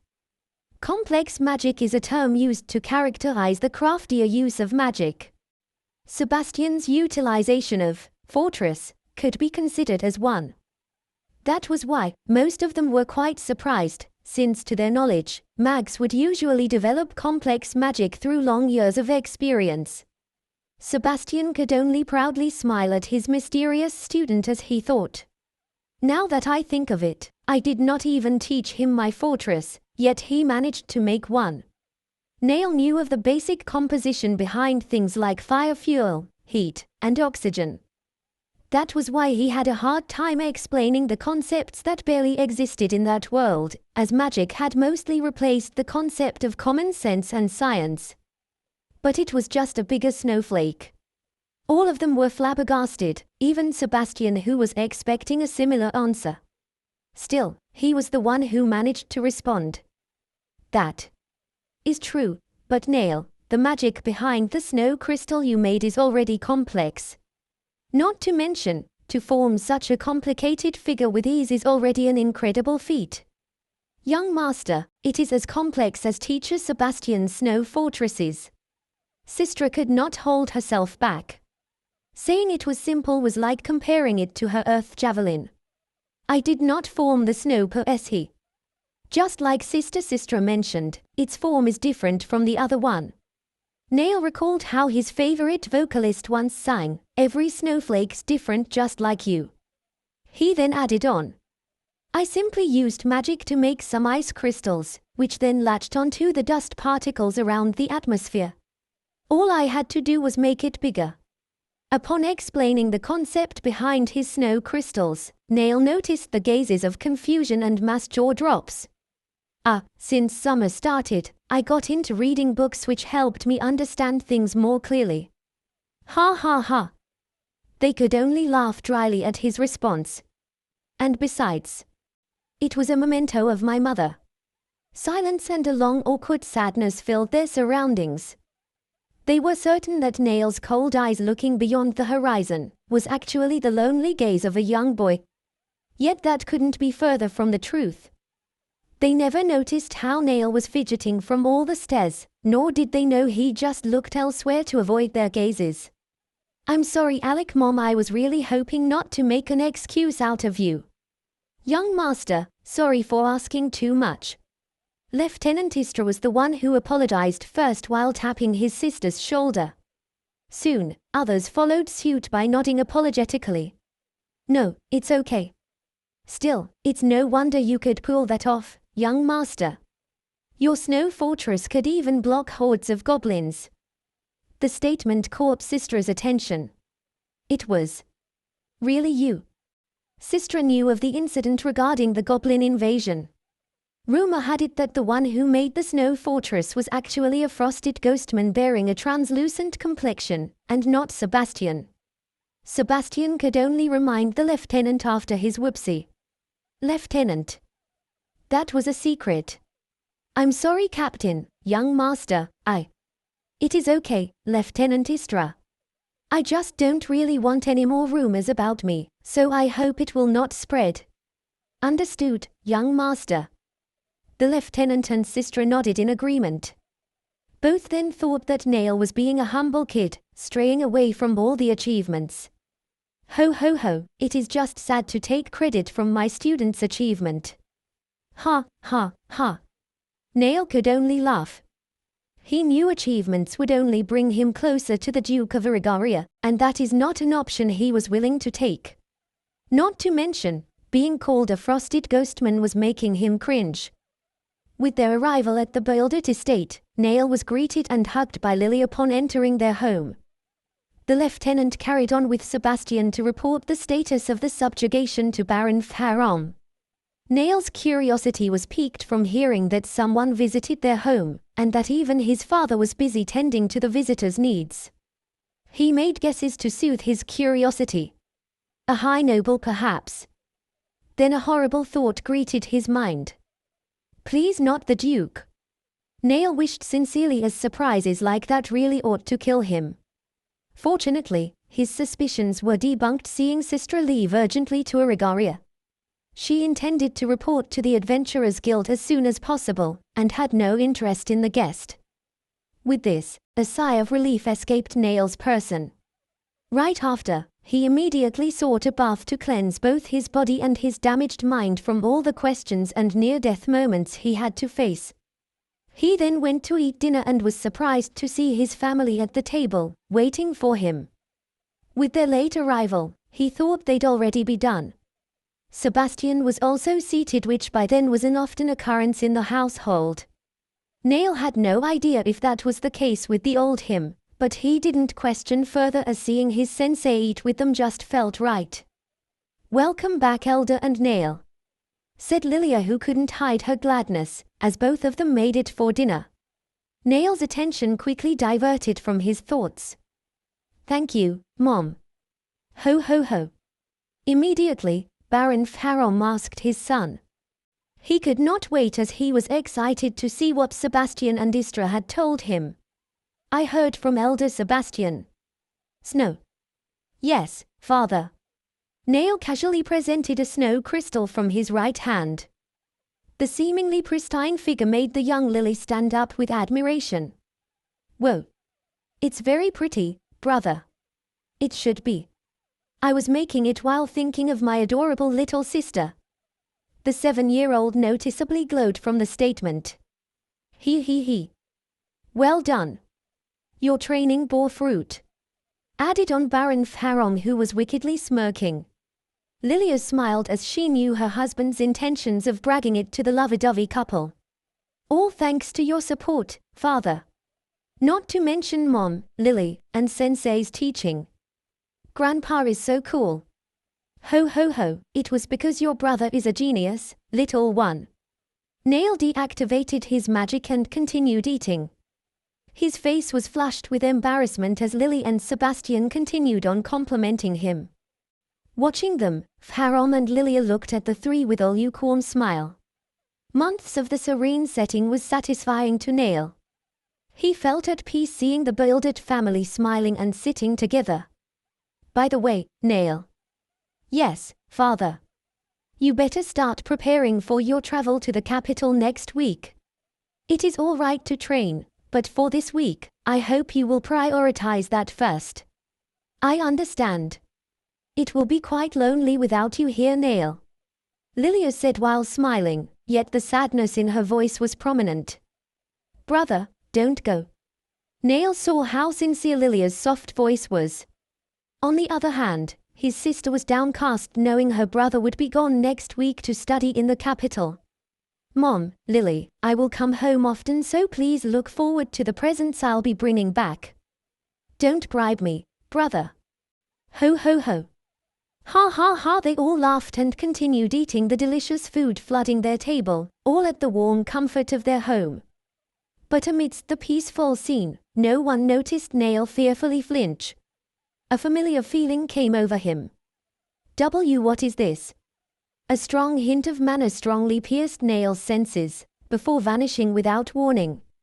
He quickly glanced over to Sebastian to see his reaction, yet he was greeted by his usual demeanor, calmly eating in the process. Was that just my imagination? He was reminded of similar strong manner deep in the forest. Yet even with the brief appearance, he knew what he sensed was much stronger. Nail caught himself deep in thought. He tried to seem unfazed and carried on with his meal, but even with his countless attempts of brushing it aside, the thought stayed in the back of his head. What could it be? Nail did not panic, as he knew solemn manner like that could not be dangerous. He also had faith in the soldiers who were patrolling their borders. If it is not welcome, it wouldn't be here, and besides. Nail reassured himself with a fu while covering his mouth with his left hand.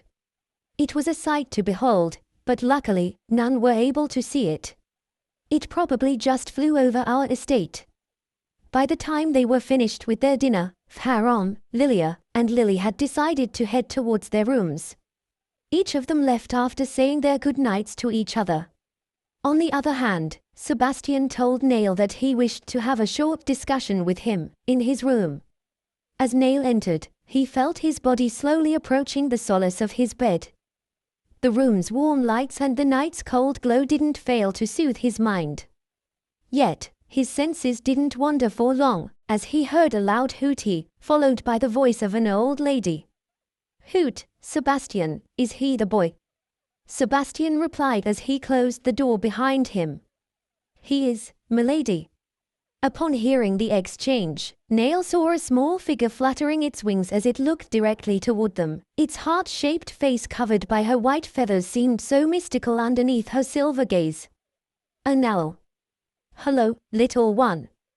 In the face of an elderly figure, Nail placed his right hand on his chest and bowed down to show his etiquette as he gently said, Good evening, madam. Hoot, as always, PMI to no the need audiobook. for formalities, Sebastian, and little one, just call me auntie. Upon hearing that, Sebastian turned to Nail and gestured for him to take a seat. The two watched as the owl steadied herself onto the table before them. The night's serene glow peeked through Nail's bedroom window, further adding to the owl's mystical feel. Sebastian was the one who initiated the conversation. His calm and friendly demeanor did not change as he introduced them to each other. Nail, this is Athena, a legendary beast, and one of the 12 guardians of old hailed as wisdom. Athena, this is Nail, son of Baron Pharom, and the deceased Baroness Alicia, furthermore, the stepson of Baroness Lilia. Looking closely, Nail found Athena's appearance to be very majestic and at the same time, fluffy. Her white feathers were occasionally covered by tiny black spots at her chest, while the rest glimmered with it being bright white. Her large forward-facing eyes were dyed with silver-like crystals matching her black hawk-like beak. Nail recalled the book he read in the library pertaining to the 12 guardians. The 12 guardians of old were tasked by the Celestials to protect the world from Lucille, Celestial of Destruction, who commanded the demons to rain havoc and destruction from the very world they created. Hence, their main purpose is to prevent it from happening. Upon inheriting the guardian position, that being must not intervene with politics, war, and other worldly events. If only I had finished reading Arts and Magic. I kinda suspected death flags from the other guardians. Nail wasn't able to finish the book, Arts and Magic. He remembered reading until passing out in Volume 4. If I remember correctly, Volume 5's cover was Andrew at war with the demons. Once again, good evening, Auntie. Hoot, likewise, little one. So what brings you? Before Nail could even finish his words, Athena started speaking calmly, but with a somewhat apologetic tone. First, I'm sorry for testing you a little while ago, Hoot.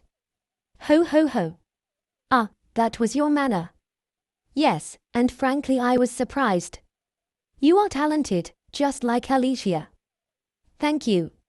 Nail once again slightly bowed his head in response. And as to why I am here.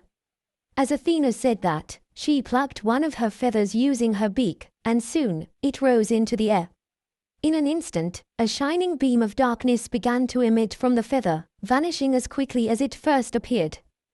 Then he appeared a chubby little owl who pridefully stood with his wing on his feathered chest. Mom. This human looks so weak, Hoot. His seemingly cute appearance was erased by his arrogant beak. Athena sighed as she replied. Hoot, do not say that. You are being rude. But he is really weak. The foul-mouthed owl was like a miniature version of Athena, only this time, it held no black spots. A pure white coat of feathers and piercing golden eyes were still apparent in his overweight figure. Without warning, Athena's fluffy feathers made a steel-like sound upon hitting the young owl's head. Nail's temper rose a bit as the younger owl kept asserting phrases like, Look, he's anemic. It is good to see you, little owl. In an attempt to defuse the situation, Sebastian warmly greeted the young owl who warmly greeted him back. Ah, good to see you as well, Uncle, Hoot. The young owl's speech was still rough, but Nail could feel the respect he had for Sebastian. On the other hand, Oh, I, human, what's your name? I'm Nail Whitner Buildit, what about you? Hoot, Nail. Phew phew phew phew. Ha, ha ha. Nail could only laugh dryly at the young owl's seemingly belittling snicker. Yet, the little owl was still the one who had the audacity to ask arrogantly. What is so funny? Is being weak funny, Hoot?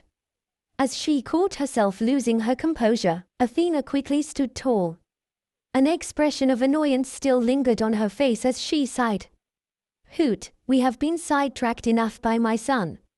Any Hoot, little one, I was informed of your enrollment to the capital. Oh yes, Auntie, I'll be traveling next week. If it is possible, I would love for you and my son to stick together for the time being. What? Both Nail and the young owl could not hide their disapproval. Nail did not want a foul-mouthed companion, and the young owl would not accept a wimp. Ho ho ho, it will be a good experience for you, little owl, and for Nail as well. Hoot, especially for you, my son, you've been spoiled enough, so I am sure you will grow in the time being. I understand, Mom. But a weakling for a companion, Hoot. Ignoring her son's remark, Athena turned to Nail and spoke. Listen, little one. I know of your struggles with relation to your manner. As of the moment, everything you do in excess will just hurt you. She slightly glanced at Sebastian, then Nail, before continuing. Or worse, your death. Just a low chance of death, Hoot. Athena continued, as to reassure the now paler-looking Nail. That is why Sebastian went to meet with me a while ago. Nail glanced at Sebastian. He wasn't informed when that happened. Nail, that was the time when you saved the village from the goblin invasion. Heh, so that's where you went, Sensei, heh heh. Nail replied with no hint of joy, as the possibility of his death void the life out of him. Hoot, anyway, that is one of the reasons why we are here. We can prevent that. As Athena said that, one feather of hers flew over to Nail. It has something to do with our magic. She then added on, and quickly, Nail felt that somewhat, a heavy burden inside his body had left him. Our darkness attribute can seal the excess mana your body cannot handle. But it can only last for a few hours, as your mana will burn our magic from your body, Hoot. Athena then added on as she pointed her wing at the proud-looking owl. So if it is all right with you, take my son to the capital, so he can help you, and at the same time help him grow in the process. Nail turned his gaze to his possible savior as he said, I understand then. Thank you, Auntie, thank you Sensei. Please take care of me, little owl. So this weakling needs me, huh, Hoot. Nail snapped, seeing the arrogant owl who kept puffing out his chest as he smiled and retorted. It is amusing though, seeing you are yet to name yourself. What? I'm not a named beast yet, but I sure will be soon. How did a weakling like you know of my weakness? Hoot. The young owl was taken aback by the surprise jab thrown at him. You can't even hide your mana that well. Speaking of mana. Nail pondered a bit, but soon realized that the young owl's mana was the same as what he had sensed in the forestlands. The young owl kept blabbering nonsense that was effectively making him mad at an alarming rate. Hoot. Auntie, a while ago, I actually sensed this dumb owl's mana back at the forestland. Did you fly there? Who? Are you calling dumb? Shush for a bit. Athena smacked the little owl's head once more. The young owl then kept quiet while occasionally muttering words under his breath that instead of looking scary, his cuteness was amplified. Oh yes, we did. But there should have been no lingering mana, as we didn't land there. Nail then pointed his finger towards the young owl, who kept a straight face while whistling. The young owl flinched as he remembered something. But I'm certain that was his mana. Yet the fake it was easily seen through by Athena, who pushed the young owl to speak. Well Mom, you know. I ate a lot during our travel, so I kinda took a dot. Sebastian, Nail and even Athena could only facepalm at the young owl, who then kept calling what happened as the call of nature. It's different from the auras and mana that these monsters are emitting, Sensei. It was soothing. Nail felt pain and embarrassment as he recalled what he felt at that moment. The conversation got nowhere as Athena continued lecturing his son about the proper way to act. You should have buried your feces. Hoot. It was just a tiny bit, Mom, so I thought it would be okay. Hoot. I'm really sorry, Sebastian, if my son's excrem action caused some troubles. Athena could only apologize as she recalled what Sebastian told her a while ago. The Forestlands monsters became more unruly than usual. Ho ho ho. It is fine, Athena. No, it is not, Sensei. He enraged the monsters with his poop. Nail could only think this to himself. Even so, he somewhat pitied the young owl who already had a bump forming on his head. In the end, the young owl was scolded severely and was forced to perform dogza before them. Knock asterisk. Come in, said the yawning Nail. He was still feeling tired from the expedition, but unlike on Earth, where he would often panic just to make it in time, here he was given the privilege of nobility. Upon entering, a young maid calmly and with a hint of nervousness said, Young master, Madam Lilia requests your presence for breakfast. Thank you for telling me, miss. Please, tell my mother that after I'm done preparing, I'll be on my way. Nail's reply was sluggish but well-mannered. Nonetheless, the young maid could not help but still be slightly frightened. It was no surprise that upon becoming mellow, Nail once again became a hot topic all over the Builded estate, but this time, it was in a more favorable direction. Ladies who were often frightened of him were now curious with his mysterious yet charming appearance. Nevertheless, it would still take time before all of them could forget about his past. Such was also the case for the employees of the Builded's household, as they were still afraid of him, yet they could not help but appreciate his now calmer and dreamy demeanor.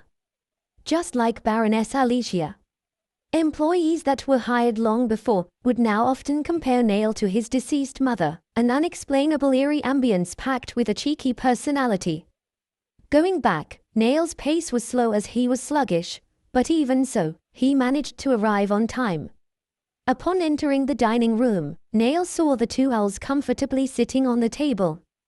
His father was seated at the center with Lilia beside him and Sebastian on his left.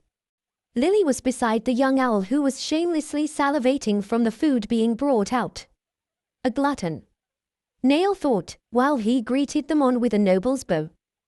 The food was noticeably more luxurious than usual. Mushroom soup, roast beef, and potatoes were served first, followed by pastries consisting of bagels, croissants, and pretzels with the option of cheese, jam, or chocolate dip, accompanied by beverages, such as tea, coffee, with the option of hot or cold. The seemingly well-acquainted young owl and Lily's eyes widened upon seeing cookies and hot chocolate after their main meal. It was noticeable how both of them were happily chatting during breakfast. After a while, Baron Farom decided to head out and do an inspection with Sebastian, all while Lily, together with Nail, Lilia, the young owl, and Athena, decided to take a stroll around town. The vibrant town of Boildert was very welcoming in the morning, as the busy sounds of its residents further added to its cozy nature. Yet, as welcoming as they were, all were stunned seeing Nail with his family. They often thought the young master disliked his stepmother and sister. Not to mention, upon seeing all of their smiling faces, the villagers felt that the rumors of the young master of Boildert losing his mind after the beating was indeed true. Originally, the five planned to have tea with Andrea and Drew all together, but with Lily insisting on taking the young owl to the park, they decided to head their separate ways. Nail was left as the guardian of the two children and was amazed at how Lily and the young arrogant owl could just get along. How did Lily make this fat, chunky bird act normal? The park was located at the middle of the southern part of the Boildert estate. It wasn't that big nor was it luxurious, yet most of the citizens found themselves enjoying the open space filled with flowers, the lively laughter of children, and the newly added area, dedicated for those who wished to open up stalls to sell food and drinks to those in the vicinity. "Young miss, come try my food," shouted the stall owners when they saw Lily. They all bowed down upon seeing Nail. All they had with the young master of Boildert was respect, as it wasn't a secret who innovated the idea of all those changes. Lily often felt pride knowing it was her brother. In that world, small stalls were not known, as restaurants and stores were businesses established by rich merchants or nobles. That was why, when Nail suggested the idea, together with other innovations, the Boildert estate became more vibrant, as the common masses could now provide for themselves without risking their lives into the unknown. Most of those stall owners were adventurers who could no longer fight due to the injuries they had sustained, widows or widowers, and even the young citizens who were afraid to wander the world. Most of them wanted to personally thank Nail, yet weren't able to, as the young master always had an isolated aura that made most too scared to approach him. Little did they know, Nail just misunderstood their looks as hostility towards his awful social common sense. "Who is that friend of yours, young miss?" asked the older woman who was selling ribbons and other hair accessories. "Hoot." Nail was glad to see how happy his little sister was as she talked with the citizen. More so, when he gifted her a strawberry-colored headband that suited her golden hair. Even the fat owl was enjoying himself as he gobbled up the food offered freely by the stall owners. As they walked, they saw the librarian of Boildert who greeted them warmly as she said, "Greetings, young master. It is rare to see you here." "Likewise, Lady Clatter. Let me introduce you to my sister, Lily Whitner Boildert, and this here is our Dot." "Hoot. Oh. What an energetic fellow, and greetings, young miss." "Good day to you as well, Lady Clatter," replied Lily as she gently smiled, which then was followed by her curtsy bow. "That explains a lot," said Clatter, who looked towards the confused Nail. She then added on jokingly, "You aren't keen on my advances because you are always surrounded by beautiful ladies and cute fellows." It might have been because they both loved books, as the bad rumors regarding the young master did not stop them from being acquainted, more so, from teasing one another. That's clearly a misunderstanding, as you are after a baseless assumption, instead of my heart. Nail's reply could have been considered flattering, but for Clatter, she was well aware that it was nowhere near his intention.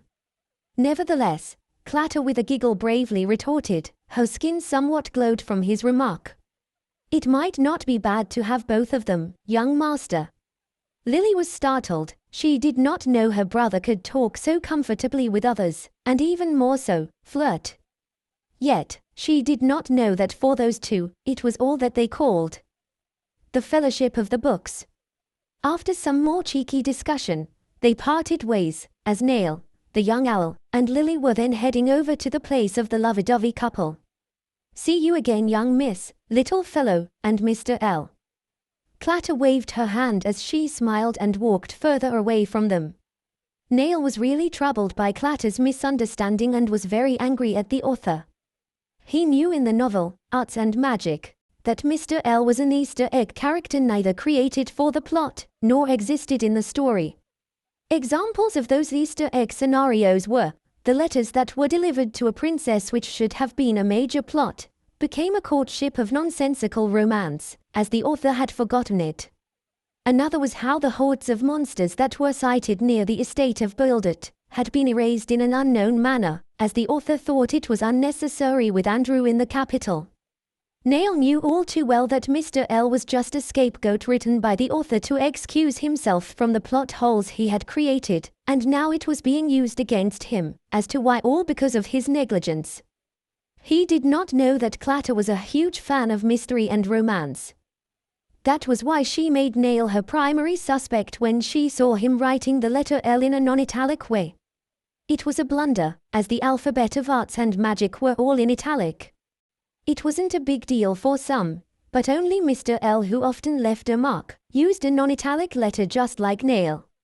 Adding to the fact that she knew the truth of how Nail thwarted the goblin invasion, and how Mr. L was often described as having bright red eyes, and was last seen on the Buildit estate, the very same place and appearance of the young master of Buildit. "Brother, are you Mr. L?" Lily could not help but ask her brother, who was still in a daze and looked more troubled than before. Luckily, Nail was brought back to reality by Lily's voice as he then replied, "That's what happens if you read too much romance, sister. You become dramatic, ha ha." Lily just accepted it as the truth. She did not care much if he was the rumored playboy or the monster hunter. What mattered for her was the happiness of her brother. All the while, the young owl, whose tummy was very full, was half asleep and only registered the simple words of where to go, or when to stop. Upon arriving at their destination, the lovey-dovey couple, Athena and Lilia, went on and greeted them. Nail and Lily got surprised as the almost robotic owl became lively upon seeing the food. Various flavors of cakes and assorted cookies were prepared on the table. Different leaves for a cup of tea, and deep dark chocolate drinks were served for them to drink. After saying goodbye to the lovey-dovey couple who was playing with Lily a while ago, they all decided to go home and rest for the day until the morrow. A week had gone by in the blink of an eye, and Nail had spent most of his time either in the library or accompanying Lily and the young owl to play. All his preparations were done by his attendants, as his little sister would not leave his sight. The morning was mellow as they stood at the gates of the Buildit household. They were now patiently waiting for the two owls, as they went ahead to prepare their nest inside the carriage. Nail's thoughts by then were filled with fond memories, all from the months he had spent with his family. "Brother, don't go," insisted Lily, who was crying and grabbing his arm. It really was an emotional parting, as it was time for him to study in the capital. "You know I have to, dear sister." "Then, let me come with you." Nail then kneeled down to comfort his sniffling sister. He then calmly said, "Dear sister, if you go with me, who will take care of our parents, and even our household?" Sniff asterisk. Nail then added on, now slightly grinning as he knew he was winning their battle. "Can you do that?" HMMMPH. Sometimes you are being unfair, brother. Ha ha ha. Wiping the tears from her cheeks, Lily called out to him once more, holding up a hand as she lifted her pinky. Send me many letters, brother. It's a promise. Neil replied, holding his end of the bargain with a pinky swear. Seeing the warm and loving interaction of Neil and the pouting Lily was a cute sight to behold. Farom, Lilia, and Sebastian could only hide their feelings of gloom beneath their cozy smiles. Neil, take care of yourself out there. Thank you, Mom. Son, you can always write to us if you are in need of money. It would bring shame to our family if you somehow went hungry. We are nobles after all. Do not worry, Father. Besides, I have your recommendation letter with me. Ha ha ha. With Andrea and my signature alone, you won't even be needing Baron's signature. But before Drew could even finish, an annoyed Farom immediately cut him off. Why are you even here, Drew? To see Neil off? Why? Farom could only sigh. Seeing the lovey-dovey couple who were both busy, but still went to see Neil off, was heartwarming. Yet, because he was quite stunned, he wouldn't show it off. Still, Sensei, Father, Uncle and Auntie, thank you for the signatures. Neil, as he stood up, bowed down to them. He was really glad to have those signatures, as it would help him skip some procedures in the Adventurers Guild. Neil's plan was to work and independently earn some money, as he did not want to burden his family. Nonetheless, his father would still send his monthly allowance. Nell, just give them that letter, okay? If that old fart is there or anyone messes with you, I'll go to the capital myself. Neil could only wryly smile at Andrea's words. He remembered how Andrew and his group in the novel became celebrities, all after having brought the signatures of his two well-known parents to the Adventurers Guild. Yeah. Me and my wife will. Asterisk cough asterisk. Ha ha ha. I mean, take care, Neil. Ha ha ha, yeah, take care, Nell. Farom smiled with approval. He was glad with how Sebastian could silence the lovey-dovey couple. Sebastian then turned towards his student as he said warmly, Neil, as your teacher, I'm very proud of you. Please accept my gift to help you in your travels. Sebastian, with a poof, gave Neil a weapon, a staff carved out of dark elven wood. It had a simple yet elegant design with the intricate markings of elven language. Neil held the weapon in his hand in awe as he spoke. This. Thank you, Sensei. There are 3 primary weapons that mags use: a wand for amplifying one's mana, a cane for controlling elemental magic, which is useful for mags like Sebastian, who has inferior wind magic, and a staff to lessen the burden of magic from one's body. Of course, there are mags who do use unconventional weapons or none at all. And here's ours. Pridefully handed the blaring Drew.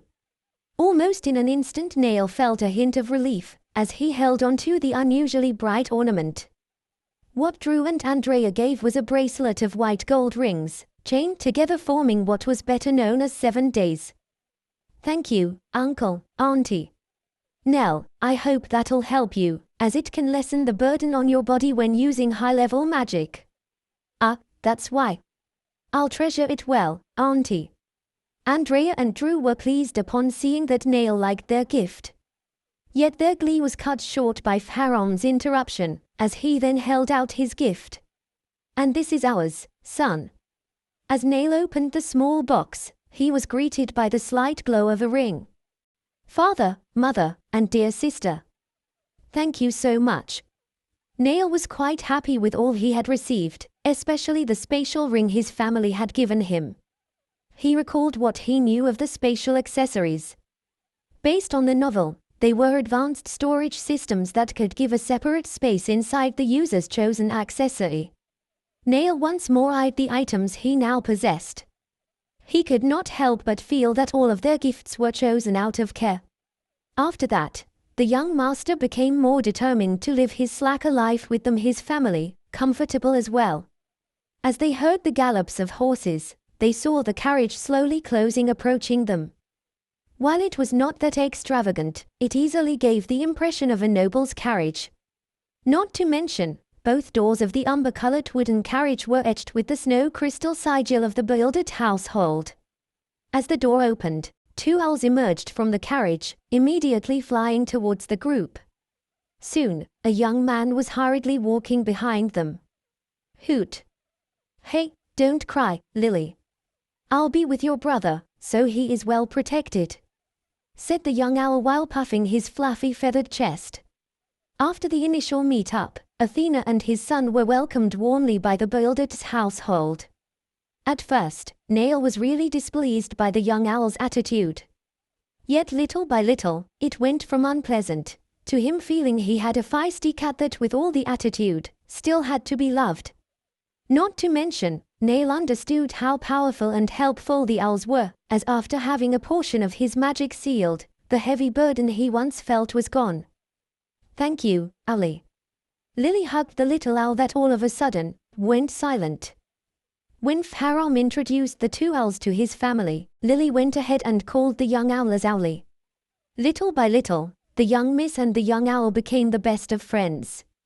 In truth, Owlie wasn't pleased with the name, but since he was not strong enough to name himself, he thought it wasn't a bad idea to be named by someone else. Pharaoh approached the fluttering Athena as he politely asked, "Will you be staying in the capital, Lady Athena?" Hoot, I probably will not, as I'll be traveling east afterwards. Then I hope the carriage is to your liking. Hoot, it is. Thank you for your hospitality and for accepting my request, Baron. Pharaoh, Athena, and Sebastian were in deep thought as they were gazing at one another. They could not help but recall the conversation they had. We believe that the demons are trying to resurface to the world, Hoot. That's impossible, but if that's the case then we should unite and eliminate. Baron, at the moment, we cannot trust everyone. Rest assured, as one of the 12, I'll make sure to prevent this catastrophe, Hoot. May Aurora guide you, Lady Athena. May I lead your way, Baron. A small-built man with kempt black hair stood straight and bowed to them. Sebastian then approached the man and spoke.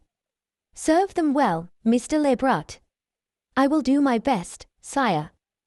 Butler Lebrut was assigned to accompany Nail and Owlie to the capital, and like Sebastian, he wore a standard butler attire matching his brown seemingly hard-working eyes.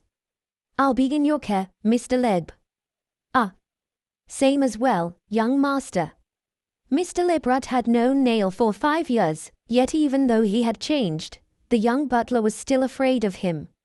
Shall we go now, young master? Lieutenant Istra was the leading knight that was tasked to guide the carriage. 2 knights would also go with them to the capital, with one being the coachman. Still Nail, why don't you just go to Arigaria and apply there for your adventurer's card? I heard rumors that the tests are more difficult in the capital. Asked Lilia, who knew it was more practical, as she also knew that the capital was brimming with applicants. There is no need, Mom, as it is my dream to apply in the capital. That will not stop me from accomplishing it. Nail could only fake his excitement, as he couldn't say how much he truly feared the dukedom of Arigaria. Nail was truly disappointed when he learned that the guild's application could only be processed in the big city. That was why the Builders Guild could only give missions and house a few expeditions. You wouldn't know Lila Tilda, but it is always a dream of a future adventurer to apply in the capital.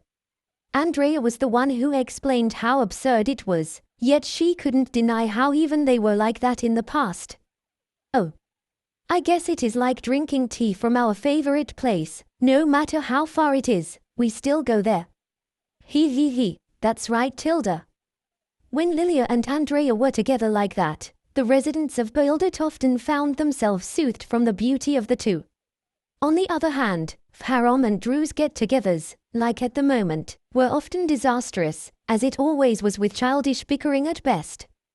By the way, son. Pharaoh quickly dismissed his nagging friend's words as he handed out a different letter to Nail. Nail noticed that the letter was formally prepared to be sent out to a marquise, but what made it surprising was the question of why. to Marquis Metro W Star. Nail knew of the Star family. They were a well-known power in the capital, having produced multiple widely known high-ranking adventurers. Faron misinterpreted Nail's confused face as an expression of complication. I know. Even I am not fond of them. But neither Lillian nor I have any relatives, while you do. And I'm sure Alicia would have wanted to at least have her son be acquainted with her relatives. Nail then realized the slacker life he wanted to have was still so far from his reach. It had been days since they arrived at Taglagas, the Kingdom of Autumn's capital city. The journey was so exhausting that Nail had done nothing but rest, definitely not because he was just too lazy to move at all. On the other hand, Ali those past days was sulking, as his mom, Athena, had already left the capital. Nail's entrance exam was still days ahead, and due to that, the soldiers would have to stay with their young master until he is accepted as a student. Mr. Lebrat and the soldiers arranged the necessities at the inn they were currently occupying, since the dorms at the school were only for the students. Going back that day, Nail had decided to do his agendas with Ali accompanying him, as Lieutenant Istra did not allow their young master to travel alone. Besides, it was also Nail's attempt to cheer up the little owl. Both of them were currently looking around Taglagas. They noticed how it was full of grandiose buildings, the lively chatter of different races, and a very spacious town that one would not see at the otherwise modest and small estate of Buildet. Taglagas was divided into 3 parts. First, the outer circle near the gates of the capital where commoners were usually living. Second, the inner circle wherein the businesses and rich commoners reside. And lastly, the centermost circle where the castle was located and was vastly occupied by mansions of nobles. As Nail was looking at his map, Alice Hoot distracted him from daydreaming any further. Where are we going? Hoot. I need to deliver this letter first. Food. Hoot. We've just eaten, Ali. Ali with a pouty look declared his dismay. His white fluffy feathers became even puffier than before.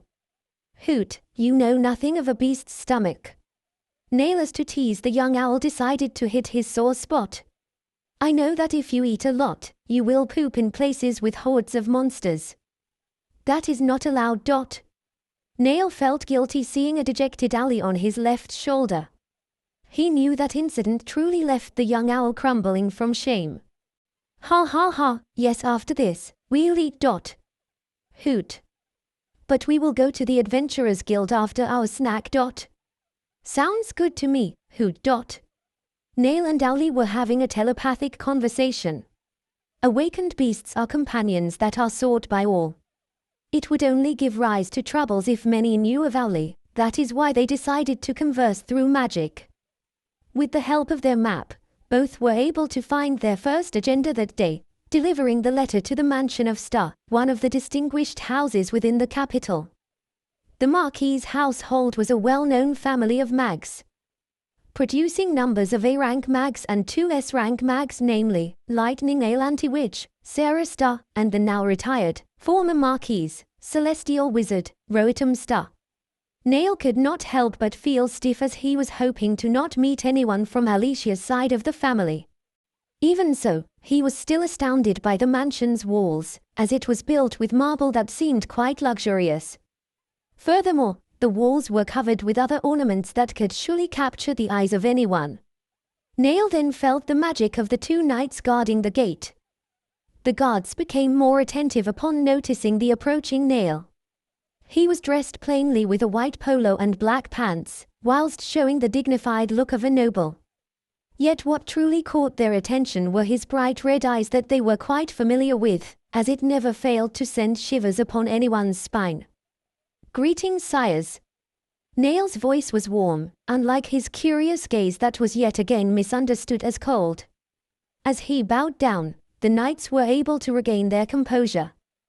They were well used to seeing the noble's way of greeting, and so the 2 knights managed to bow down in response.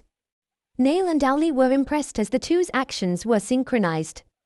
It took both of them a lot of willpower to hold back their applause. After a couple of seconds, another knight that seemed to be of a higher rank, approached Nail with a bow as he said, "Kindly state your name and the purpose of your visit. I guess magic knights really are frightening in their own way." Nail thought, as he was mystified at how that high-ranking knight seemed as formidable as his sensei, Sebastian. He then calmly handed the letter to the knight. "I was instructed by my father to give this letter to Marquis Metro W. Star.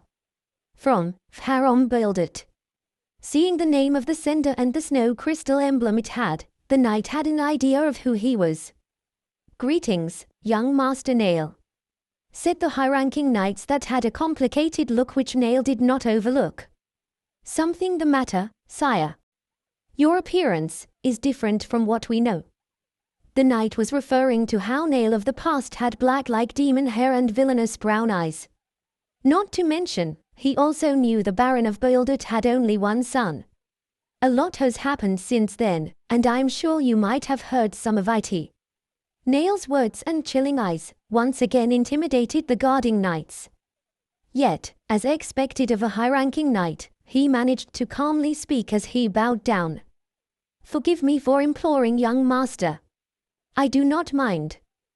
The knights misunderstood his looks as intimidation even though Nail was actually warmly applauding their knighthood which exudes elegance.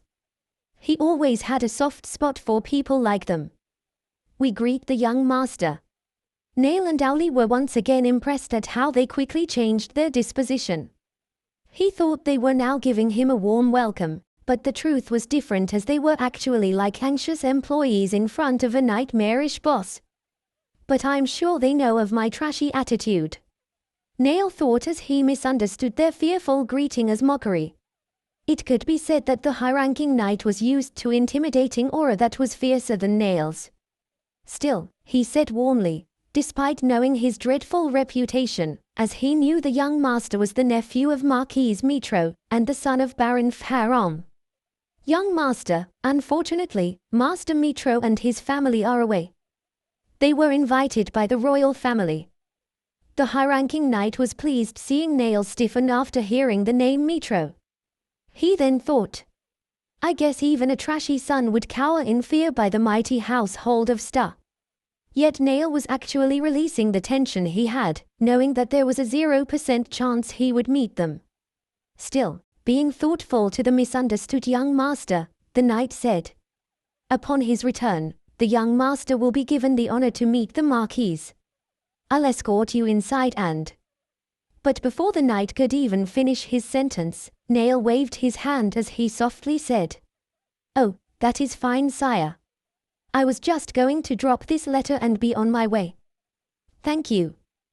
The high-ranking knight questioned the rumors as the young master was respectful throughout the conversation. Nail then, before they could even reply, went on his way. The high-ranking knight together with the guarding knights became more bewildered. Just breathing the same air with the Star family was a privilege that lower-ranking nobles always sought. Yet Nail nonchalantly denied the honor. "Captain Istro, should we stop him?" "There's no need." As someone who wanted to live his school life as quietly as possible, Nail rejected meeting Alicia's side. The Star household in the novel was quite a handful to get acquainted with. Nail and Owly first took a break at the nearest cafe in the inner circle. As they were taking a break, he decided to get a change of clothes for the occasion. His white robe lined with red accents was a rather extravagant cloth to wear, but since it was a gift given by Istra from Sistra, he happily accepted. After a little while, Nail and Owly managed to locate the Adventurers Guild. It was lacking compared to the Star's mansion but was quite extravagant compared to its establishments nearby. Nail recalled in the novel that the guild house was so large, it could house hundreds of adventurers. Its burnt umber walls represented a magnificent structure of magic and aura. Upon entering, Nail and Owly felt that the atmosphere was quite rowdy. Some were looking for members or commissioning quests on the mission boards, while others were just laying low, happily drinking and eating food with their companions. Nail immediately stood in line as the queue was already long. Some gazes were thrown at him since he was young and good-looking, but again as often as not he misinterpreted it as hostility. After a while, Nail was already in front of the receptionist. As the first impression was important, he bowed down with his right hand at his chest, showing an elegant and respectful performance. "Greetings, milady." She was blushing and could not react. Tahina Ranata graduated at the Capital School of Autumn Kingdom last year. Due to her outstanding grades and magic, she was offered a job as a receptionist in the capital. As someone who didn't enjoy bloodshed but had a luxurious lifestyle, she happily accepted the job. Tahina's black long hair and grey eyes complemented her white pinkish skin. She was tall for a girl and made use of this with her fashion sense. Her curves showed even as she wore a standard white shirt tucked beneath a simple black vest, matching her auburn button-up skirt. Tahina was so beautiful that being courted was a normal occurrence for her, yet most men in the Adventurers Guild were afraid of her. They had witnessed her powerful wind magic that almost killed a pervert with the simple snap of her fingers. "What's wrong with her?" "Hoot. I don't know." Tahina's stunned look lasted only for a couple of seconds, as her professionalism brought her back.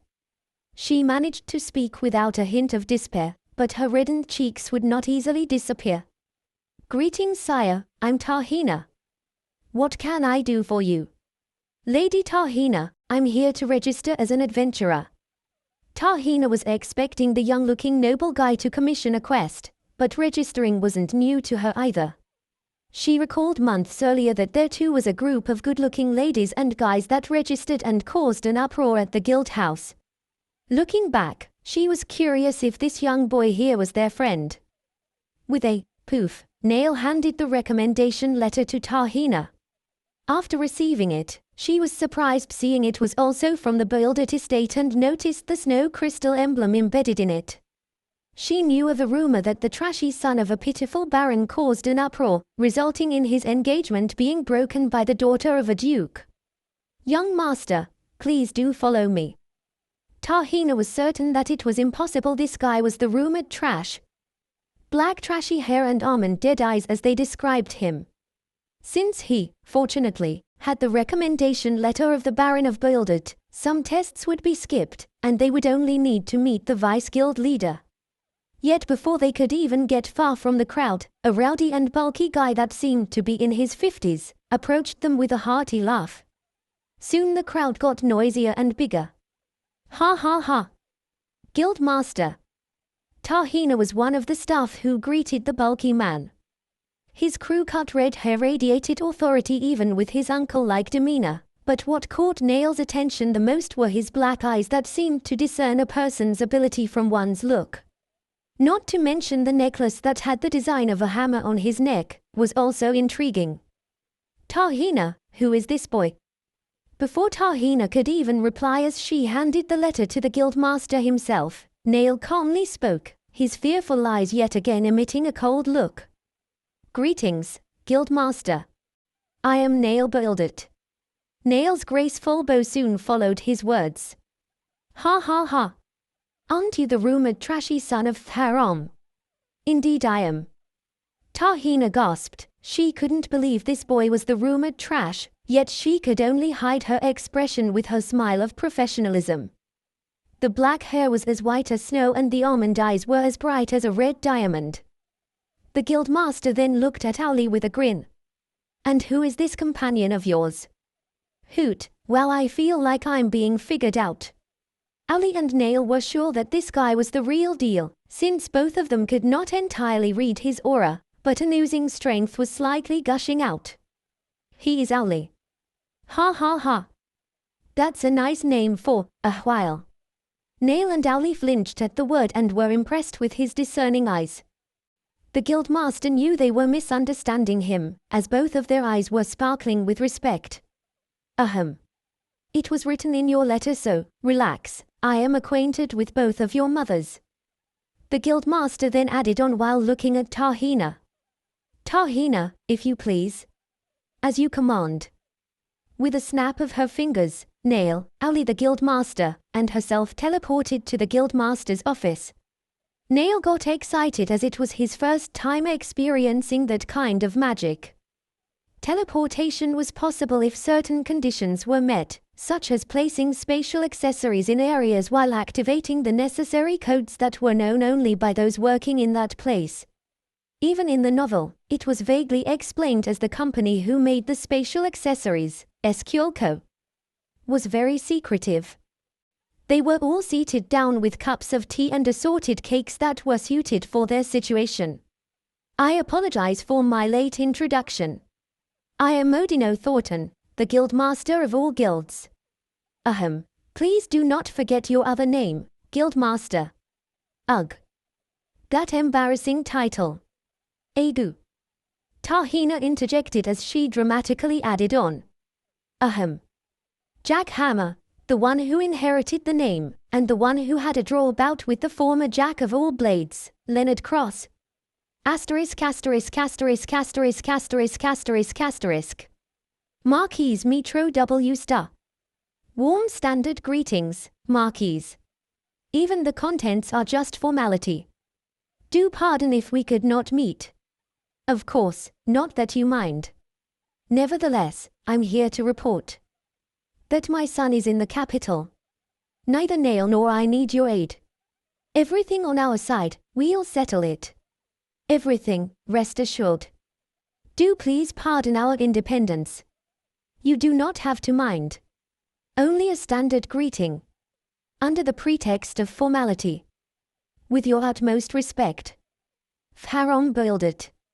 Later that night, upon returning to their mansion, the Marquis could not hide his chuckle upon reading the letter from Captain Istro. The content was ridiculous, to begin with, but what made it worthwhile to read was how Farom insisted to not drag Nail to their side of the family. So Captain, why do you think the rumors are more than what it seems? Young Master Nail at first glance could be said as carefree but. The one who interjected was Sarah W. Star. She was also curious since Captain Istro never once said complimentary words towards anyone besides the Star household. His demeanor was more of a calculative man's. I could see him as someone who would have planted the rumors themselves. How could you even say that from a guy you just met, AES? Teasingly said Sarah, her platinum blonde hair and golden eyes completely matched her bright grin. Nonetheless, the reply given to them by Istro made them even more curious than a cat. Because he was just like the former Marquis, Roatham Star, your father. It was then rumored that both the siblings' laughter had even reached the castle of Taglagas. Could we refrain from using nicknames? Honestly. Seeing a towering man like Odino looking small from chagrin only made Nail feel awkward. That lady over there is liking it, hoot. Right. Ali and Nail couldn't agree more from noticing the snickering Tahina.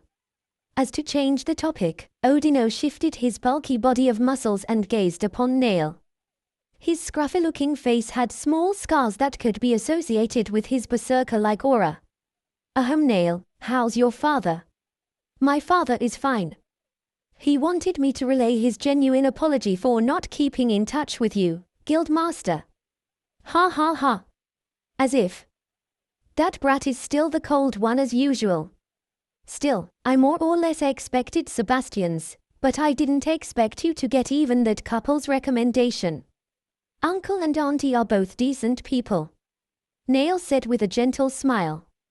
Odino, of course, heard the rumor of Nail's duel with Andrew and the beating that followed, so jestingly he said. Even with what had happened in the past.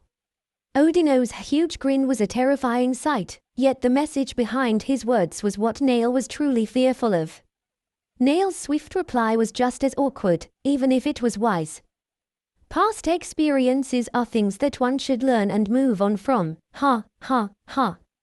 Odino's sharp gaze and words were sufficient enough to intimidate the young midge. Then you won't mind meeting them. Nail was smiling calmly even if his heart was wavering in fear. Hence my pass, Guildmaster. Ha ha ha. Tahina could only sigh seeing the interaction of the two. As for Ali, the cakes that were served before them were a great distraction at the moment. Young master, why do you wish to join the guild? Tahina was the one who spoke as to divert the conversation.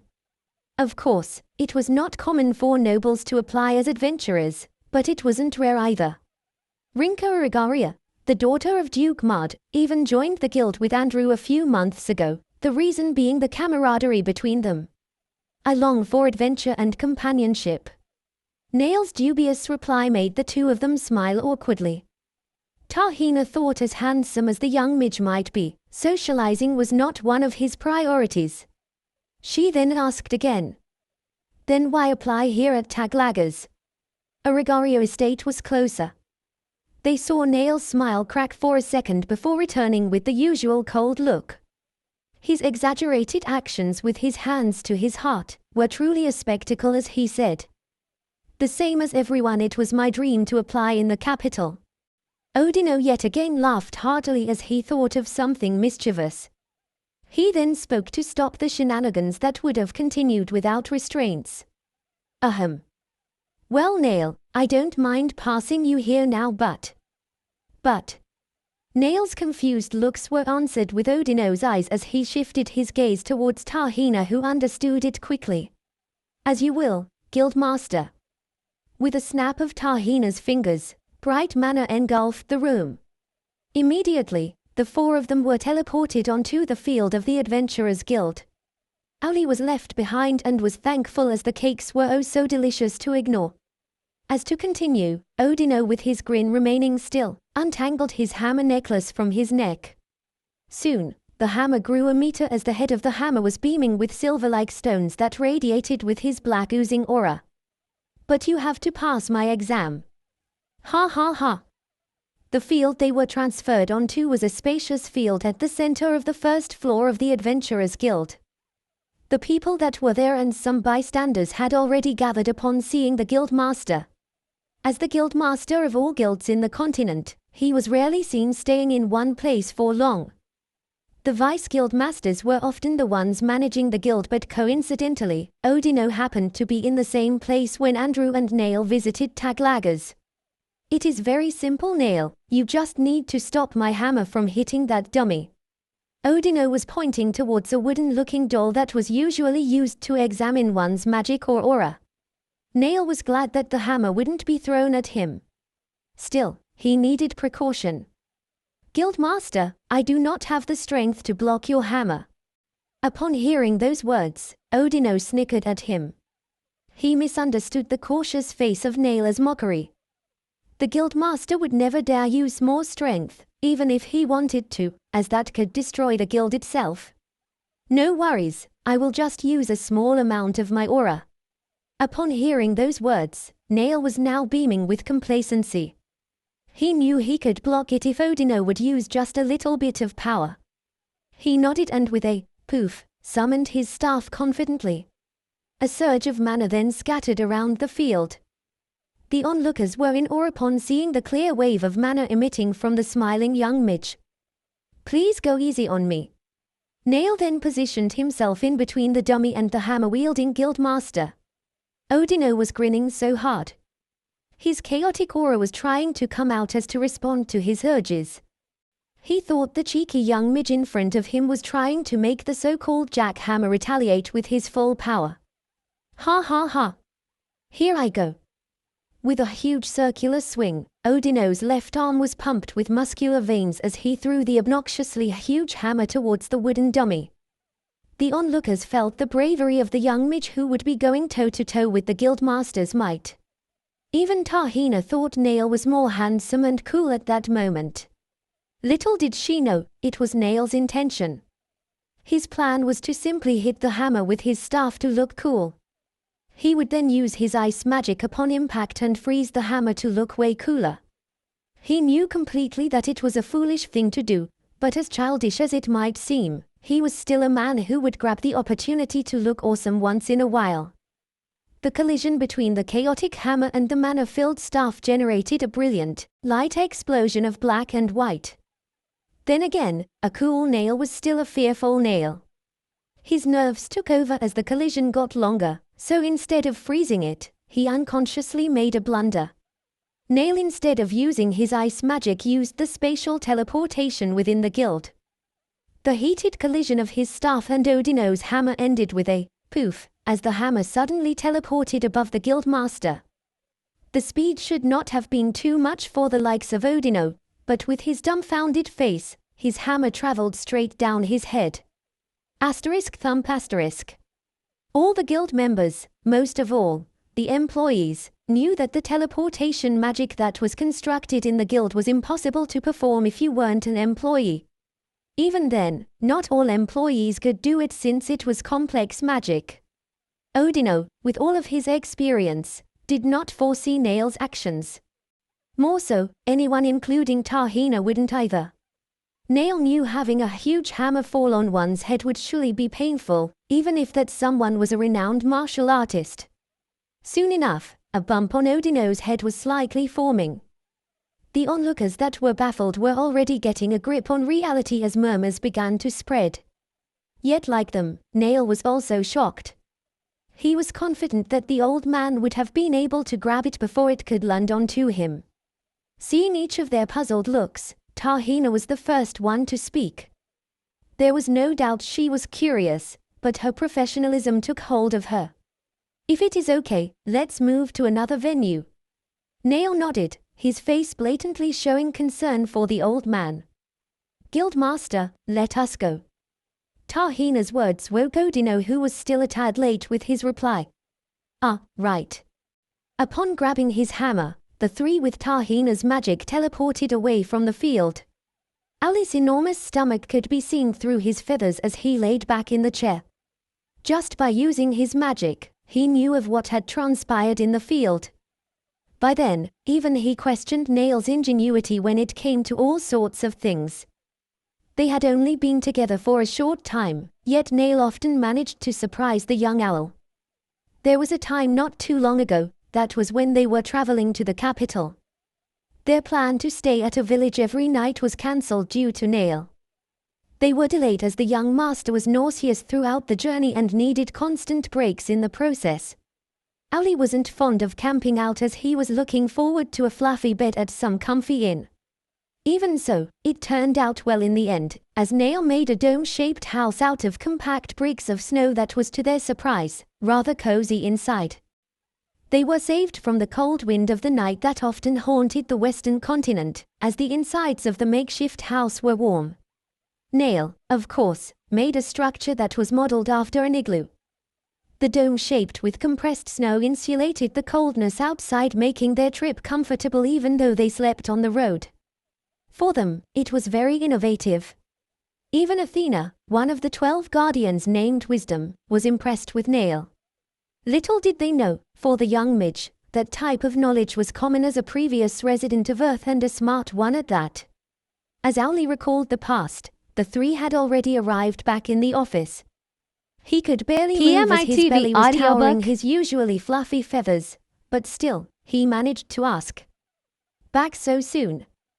Hoot. Nail patted Owl's head and placed him on his lap upon being seated. The now fatter owl laid comfortably without care, and Nail felt the weight of the young owl, who seemed as heavy as a fat adult cat. Odino was still too distracted to say anything, but they felt relief when he sat down. Nail and Tahina's thoughts intertwined. At least his brain is still working. Tahina's and Nail's eyes coincidentally locked onto each other. Sensing their thoughts were similar, Tahina was the one who broke the ice. Ahem. Young master. Yes, Lady Tahina. I'm sorry for the sudden change of venue. Nail felt guilty as he was the reason for the change. Do not be, it is a pleasing arrangement. Tahina was grateful and was already serving another set of tea and assorted cakes that Owl's eyes preyed upon. Hoot. Thank you, young master. Please have some. Thank you. Nail could only bitterly thank Tahina as Owly was already chewing some cake. Tahina could not stop herself anymore. She tried her best to sound normal, but her pitch was slightly off as her next words were naturally stemming from the curiosity of a midge. Young master, how did you manage to use the teleportation magic from the guild? Ha ha ha. They both flinched hearing the loud laughter of Odino, who just a second ago wouldn't budge. I'm sorry, Guildmaster. Nail quickly bowed his head as to apologize for what he did. He was scared that Odino's laughter was the last thing he would be hearing in that world. Odino waved his hand while chuckling still. His voice was louder than usual while his gaze was sharper as well. No need to worry about that, Nail. I was just surprised, but... Nail and Tahina sensed that the room's atmosphere became somewhat heavier. Tahina until now was still not used to Odino's intimidating aura. Sweat started to drip on her head, but she could still get by. On the other hand, Nail, for he wouldn't be charged with attempted murder, felt braver and calmly replied. But... Nail's face for the first time seemed at peace. Ever since he got there, he was always emitting a fearful vibe which was always misunderstood as cold. But the question still remains, how? Odino was referring to Tahina's question on how Nail managed to do it. He then added on. I trust you honestly, as someone who kind of trained that cold dad of yours and your oddball of an uncle. Odino then added on, as he straightened his posture while massaging the lump on his head. It was naturally sore to the touch, preventing him from keeping a painless, straight face. Tahina and Nail could barely smile, especially he who was guilty of that bump. Teleportation magic in a guild house can only be done by us who know of the code. What you did could actually be a disaster for us who value security, Nail. Nail knew all too well that he made a blunder, but it was not easy to explain. That was why he decided that before he could continue, he needed to verify a few things first. I am glad you trust me, Guildmaster. I could explain it, but first, I would like to ask a question. Odino nodded while Tahina was the one who answered him. Go ahead, young master. What's the code that I have used anyway? Odino and Tahina were both shocked. They really thought he knew of the codes. They both hesitated to say anything. Nail then decided to continue since it was getting nowhere. Well, first, when I used my detection magic, I was certain that this place was full of spatial devices built inside the floors and walls. Even in the novel, it wasn't explicitly explained how teleportation was made by a secure company. Yet when Nail felt the complex magic, he knew that those codes were actually just the basic usage of binary logic. Tahina was still feeling complicated just like Odino. As a result, they both just nodded to Nail, neither confirming nor denying what he was saying. Second, those spatial devices are built correspondingly to a main spatial device that will be used for the teleportation. Upon saying that, Odino was the one who answered Nail. Are you saying you could read the sequence of those codes? I guess. It was already nighttime when the four of them decided to end the discussion. After receiving his guild card, Nail immediately took off together with Ali. Odino and Tahina remembered how Nail was murmuring that C rank would have been enough after Odino had said, I tested your skills so you could get a B rank guild card. They could only laugh knowing that lad who could be said was a genius, did not want to be famous at all. Yet what Nail was truly muttering at that time was different. I would not have gone through such lengths if you had told me. C rank would have been enough. Moments after Nail took his leave, Tahina and Odino spoke in private. Nail's explanation was logical, yet it was still incomprehensible for me. It makes me question if he's one of the developers in SQL company. Ha ha ha. I know exactly what you mean, Tahina. Even I could not understand. Odino as the guild master and Tahina as one of the main receptionists of the Western Guild, were often present when one of the SQL company employees explained the logic behind the codes. Even if they didn't understand most of it, they knew Nail's explanation was the same. They recalled some bits of how Nail nonchalantly explained the logic behind the hammer's teleportation. Let's say, my location was point X and above yours was point Y up to a distance of a meter. In order to teleport, I need to connect them so I can transfer the hammer which is currently on X, plus the source which is my mana to Y, via the code. If I determine the X and Y conditions to activate them, then I could use teleportation because that is the code. Even the employees of the said company had stuck to the code since those conditions were done by the developer. Tahina and Odino clearly remembered asking Nail how he determined those conditions. By using detection magic. They sat in silence, still dumbfounded as they remembered Nail's reply.